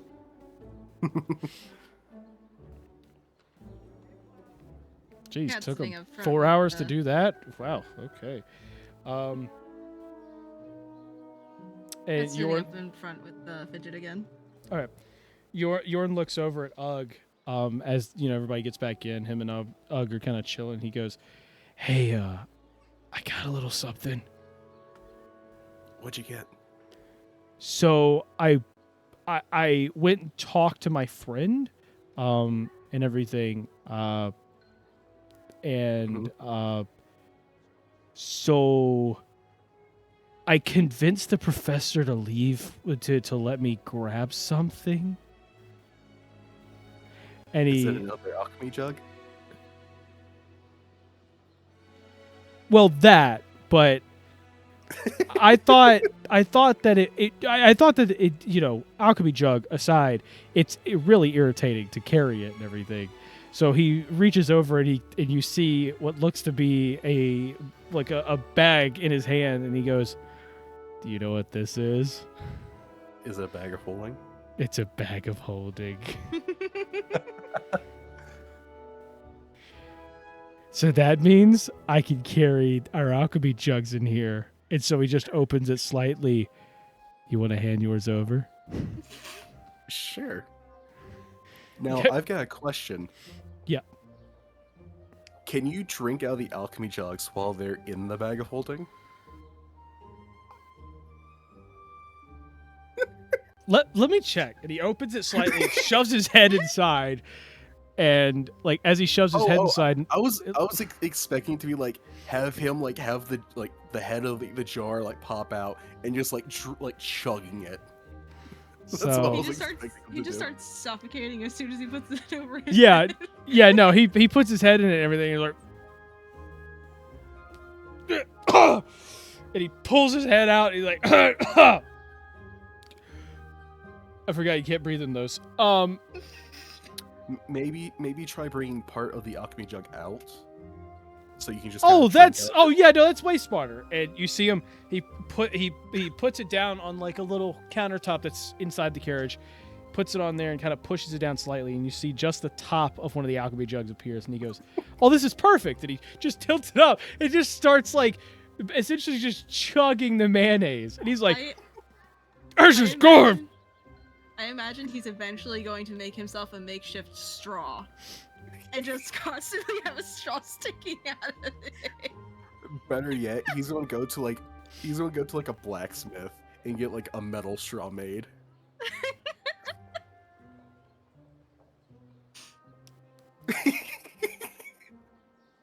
Johnny's like writing down notes for like what to do later. So, yeah, but he turns and he goes, but this thing could hold quite a bit. So, Yeah, I've got one as well. They're pretty nifty. oh, you've got one. Why did I go get one from him then? Because you want one for the alchemy jugs. Yeah, I guess that's a good point. And he just like at some point he just like starts reaching his hand down into the bag and he starts shoveling mayonnaise into his mouth from the bag. And so y'all head off. He's gonna like give it back at some point, and it's just gonna be completely like white stained from all the mayo, and it's gonna like stink. Yep. And the guy's just gonna be like, Ew. you know what? You can keep this. He's So like, you mean it? you travel some more. You travel on the road for a bit, and then eventually comes up to there's a small path that kind of leads to the side, and you see Joseph just goes, hey, you want to take a left here? It's where my destination is, and if we skip our destination, we're gonna have some problems. You don't get anything in the back of this wagon. And Fidget looks over at Katarina. Do we turn here? Yeah, we turn. She's just like, she Okay. looks pissed. Cat's not in a good mood. Well, okay. Well, to be fair, the travel from Hector is going to take a couple days, so you've had a couple days to Oh, I calm know. down a little.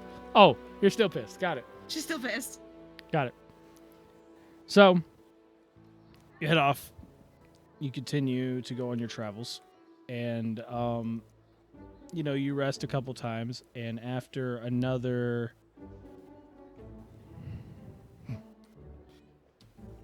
Gosh. Calculations. After another 3 days of travel, you finally start to arrive at the watchtower. And upon arriving there, you look around the watchtower itself. You see a couple guards walking around. There seems to be a couple tents. And upon approaching and everything, you see a couple guards start to like perk up and everything. You see some come out. They start holding weapons out and everything. There's a couple people like aiming bows, crossbows. There's a couple with spears, and one of them goes, "Halt! What in the hell are you doing out here? Do you not know that this is military land?"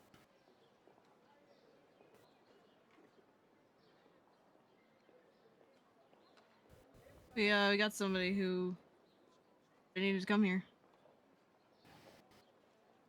And Joseph like steps off his wagon and walks forward and goes, Look, okay, before you get your shit in a before you decide to do something stupid and get killed by everybody that's in this carriage, you need to put your weapons down because we're not here to fight. I have to meet somebody who's here." And they all look at each other kind of weirdly. "Who are you meeting?" Oh gosh. I need to meet with Ariana. What?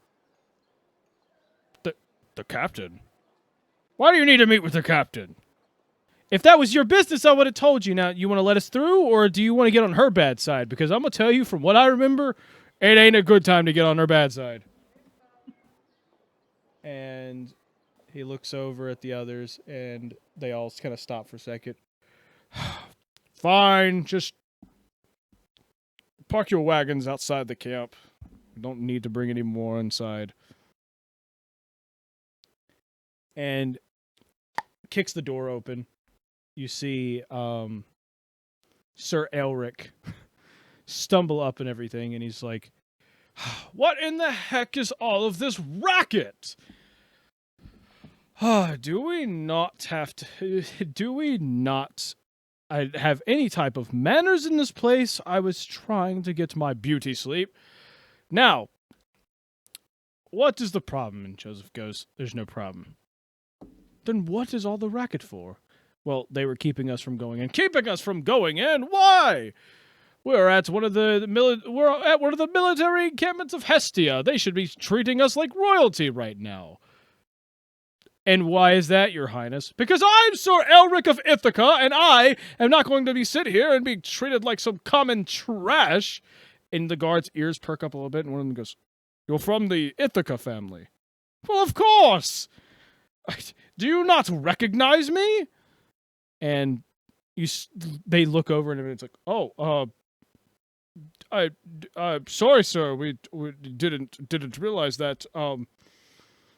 Yeah, we told them to park the wagons outside the camp. You want to leave my carriage defenseless for bandits and hooligans? No.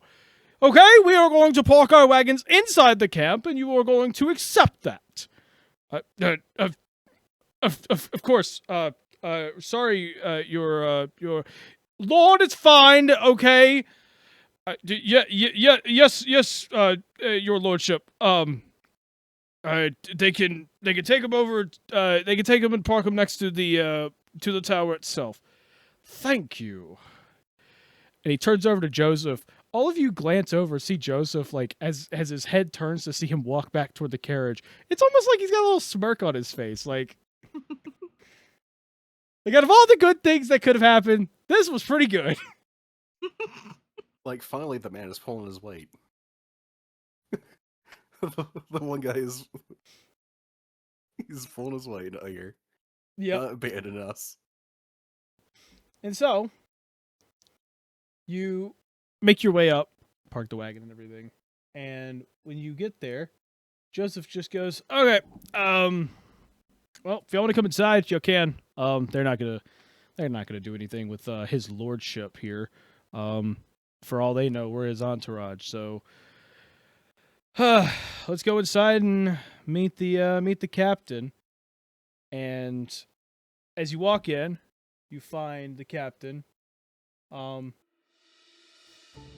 You see inside, there seems to be a few people in there, kind of enjoying a few things. There seems to be a couple dwarves and everything at a forge trying to get their stuff together. Seems to be making some armors and weapons and stuff like that. And you see the captain looking over at a couple of the guards and just it seems to be what looks to be a mixed human. Being mixed as in black and white. Not like other species. And she looks at the rest. She looks at the guards in front of her. There seems to be 3 of them, and all of them are donning no actual armor. It's just their typical like military clothes. She's like,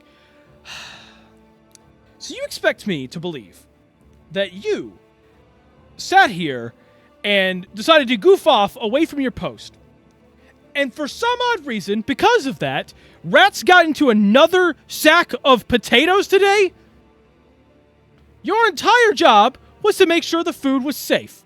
And so you 3 decided to do that. And you decided to goof off, and now we've lost a couple days of food. So how about this? How about you 3 walk your way back to the kingdom of Hestia, walk all the way back to the city on foot, and then maybe explain to them why we have to sit here and request for more food because you three couldn't do your jobs. And if you don't want to do that, then I'll just send you back into the pit again. And but all three of them like look at each other. It's like, sorry, Captain. We'll definitely we'll walk back to the city. Yeah, you will. And while you're at it, and she hands all three of them spears and goes, "This is all you get. Good luck." But this is not nearly enough. Do you think I care? No. My job here is to keep everybody safe. And if everybody starves to death, that's not being safe. So now you're putting my ass on the line because you three are too incompetent. Right now, if you don't want me to demote you down to a common civilian, you might want to start walking. These are your official orders. And all three of them take their spears, start walking out, make their way right out of the just make their way out of the tower itself. She turns over, sees the rest of you, and she goes, "Ah, shit. What do you want?" And Joseph looks and goes, "Nice to see you again. I've come here with a few things and everything, but I also need a little bit of a favor." "And why should I do that?" "Oh, do you not remember?" And you see him walk over with what seems to be a letter in his pocket. He hands it to her, and she reads it. "Fine. I will speak to you in my tent. As the rest of you, don't touch anything." And Joseph turns over and just goes, If y'all need any equipment fixed or anything, go talk to the dwarves. They'll probably get something together for you." And then he walks out the door.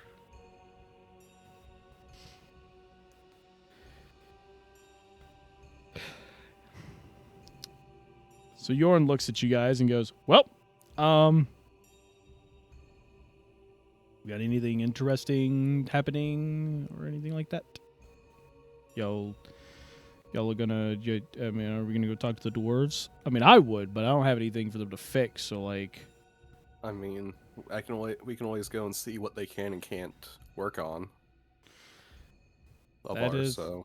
Yeah, that is true. Probably best we go talk to a couple of them. So which one of you wants to go talk to one of them?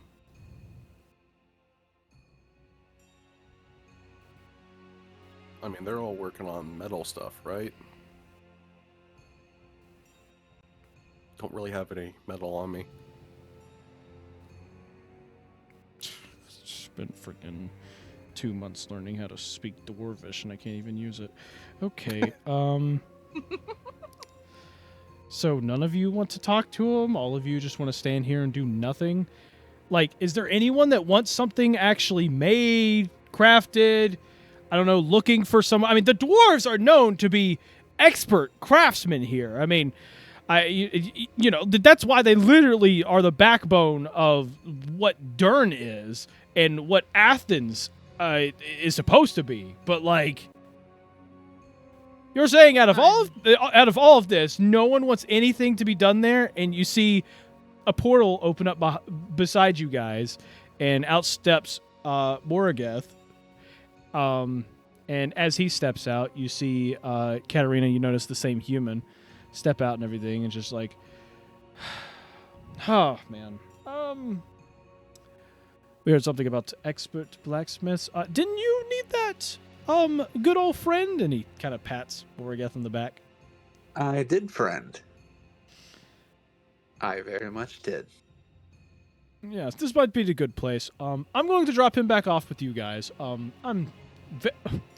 I do apologize for taking him for so long. We had quite a few things to do while all of that was happening.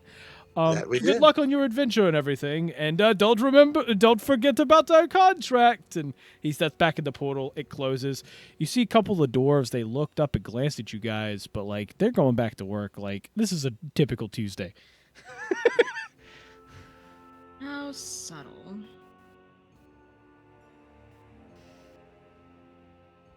Morgoth, you alright? Oh, I'm just perfect. Well, thank God, because I want to go speak to some dwarves, and you have all the metal that we can use. So let's go over there and start speaking to some dwarves, please. And Yor like This grabs his hand.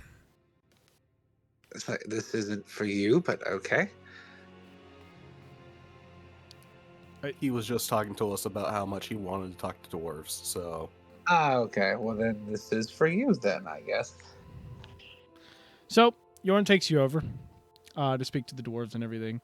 And can anybody in the party speak dwarvish? I can't. I No, speak okay. Draconic word. So he turns over and starts speaking dwarvish to these guys, and as he's sitting there speaking, like speaking to them and everything, they kind of look up, they glance at him, and then one of them speaks in common and just goes, "Do you just assume that we all just speak dwarvish because of the fact that we're dwarves?" What? Oh, no, I didn't mean to insult you or anything. I don't know. I did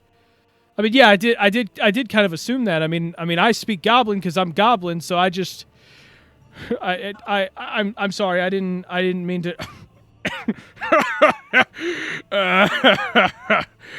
Don't worry about it. Yeah, I understand you. Your friend, needs help with something. So, by the way, your dwarvish a little off. Your first line was literally, "Has your cat peed today?" But it's fine. And George just like, he looks embarrassed and goes, okay. What were you gonna tell him? I'm laughing like a maniac, by the way. And he like immediately like snaps back to being serious. I need this mage, and I'm gonna hand them the blueprints. I have the materials right here, and I'm willing to trade another weapon for you. A weapon for the price of your labor. What? Chase, who the heck made this blueprint? My late wife. Well, sorry for your loss. I mean, seriously, major loss. These are plans for something extravagant.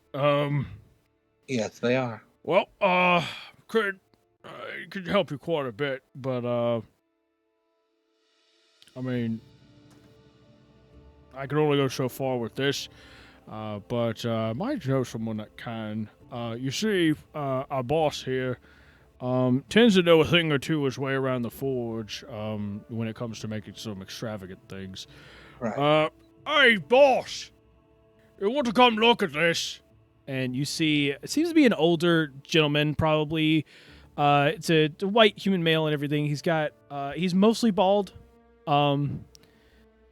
Did I ever make this character? So, you see a human walk on over. You see that he's pretty much bald, but he seems to have like kind of like a white beard and everything.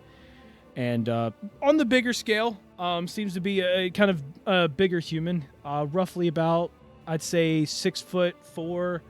And I mean, this guy looks like he probably weighs about 350 pounds. Yeah. But this is like between his muscle mass and his and a little bit, he's got a nice pudgy stomach. And he looks over and just like, what in the hell are you talking about? There's a guy here, got some blueprints. And he looks down at it and just goes, whoa, this is something pretty extravagant here. Well, haven't forged anything like this in quite some time, but I think I might be able to help you. And Orilo, you look at this guy and you recognize him as one of the legendary blacksmiths that you heard of. And just all of you, like, audibly, like, you like without even noticing, all of you audibly hear Orilo just say, "Aubrey Smith," and that is where we're going to end this episode of Idiocracy.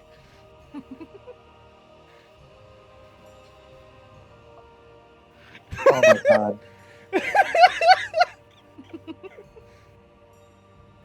I'm gonna go cry. Looks like you'll be able to thank him for saving your life with Betsy there. And so, I want to say that is IRL, but I think I'll save it for next session. So, but,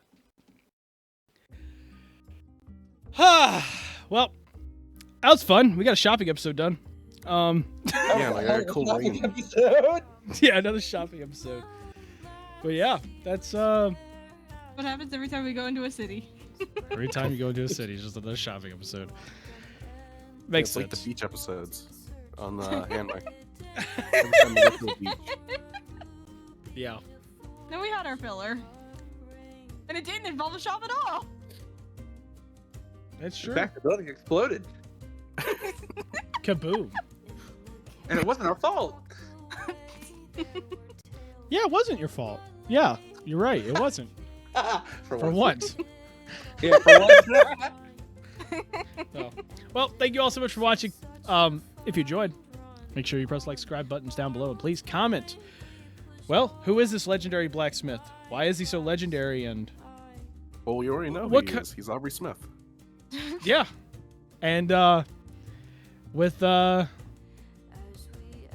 new blueprint and everything, how do you think the sword or dagger? Did we ever state if it was a sword or not? It's a sword. Okay. Yeah, So- I've said it's a sword. Yeah. Yeah. So So a pretty big one too. yeah, how do you think it will turn out? Put your comments, put your predictions down below in the comments, and we'll see all of you in the next episode of the Land of Galore. Bye bye. Goodbye. Bye bye.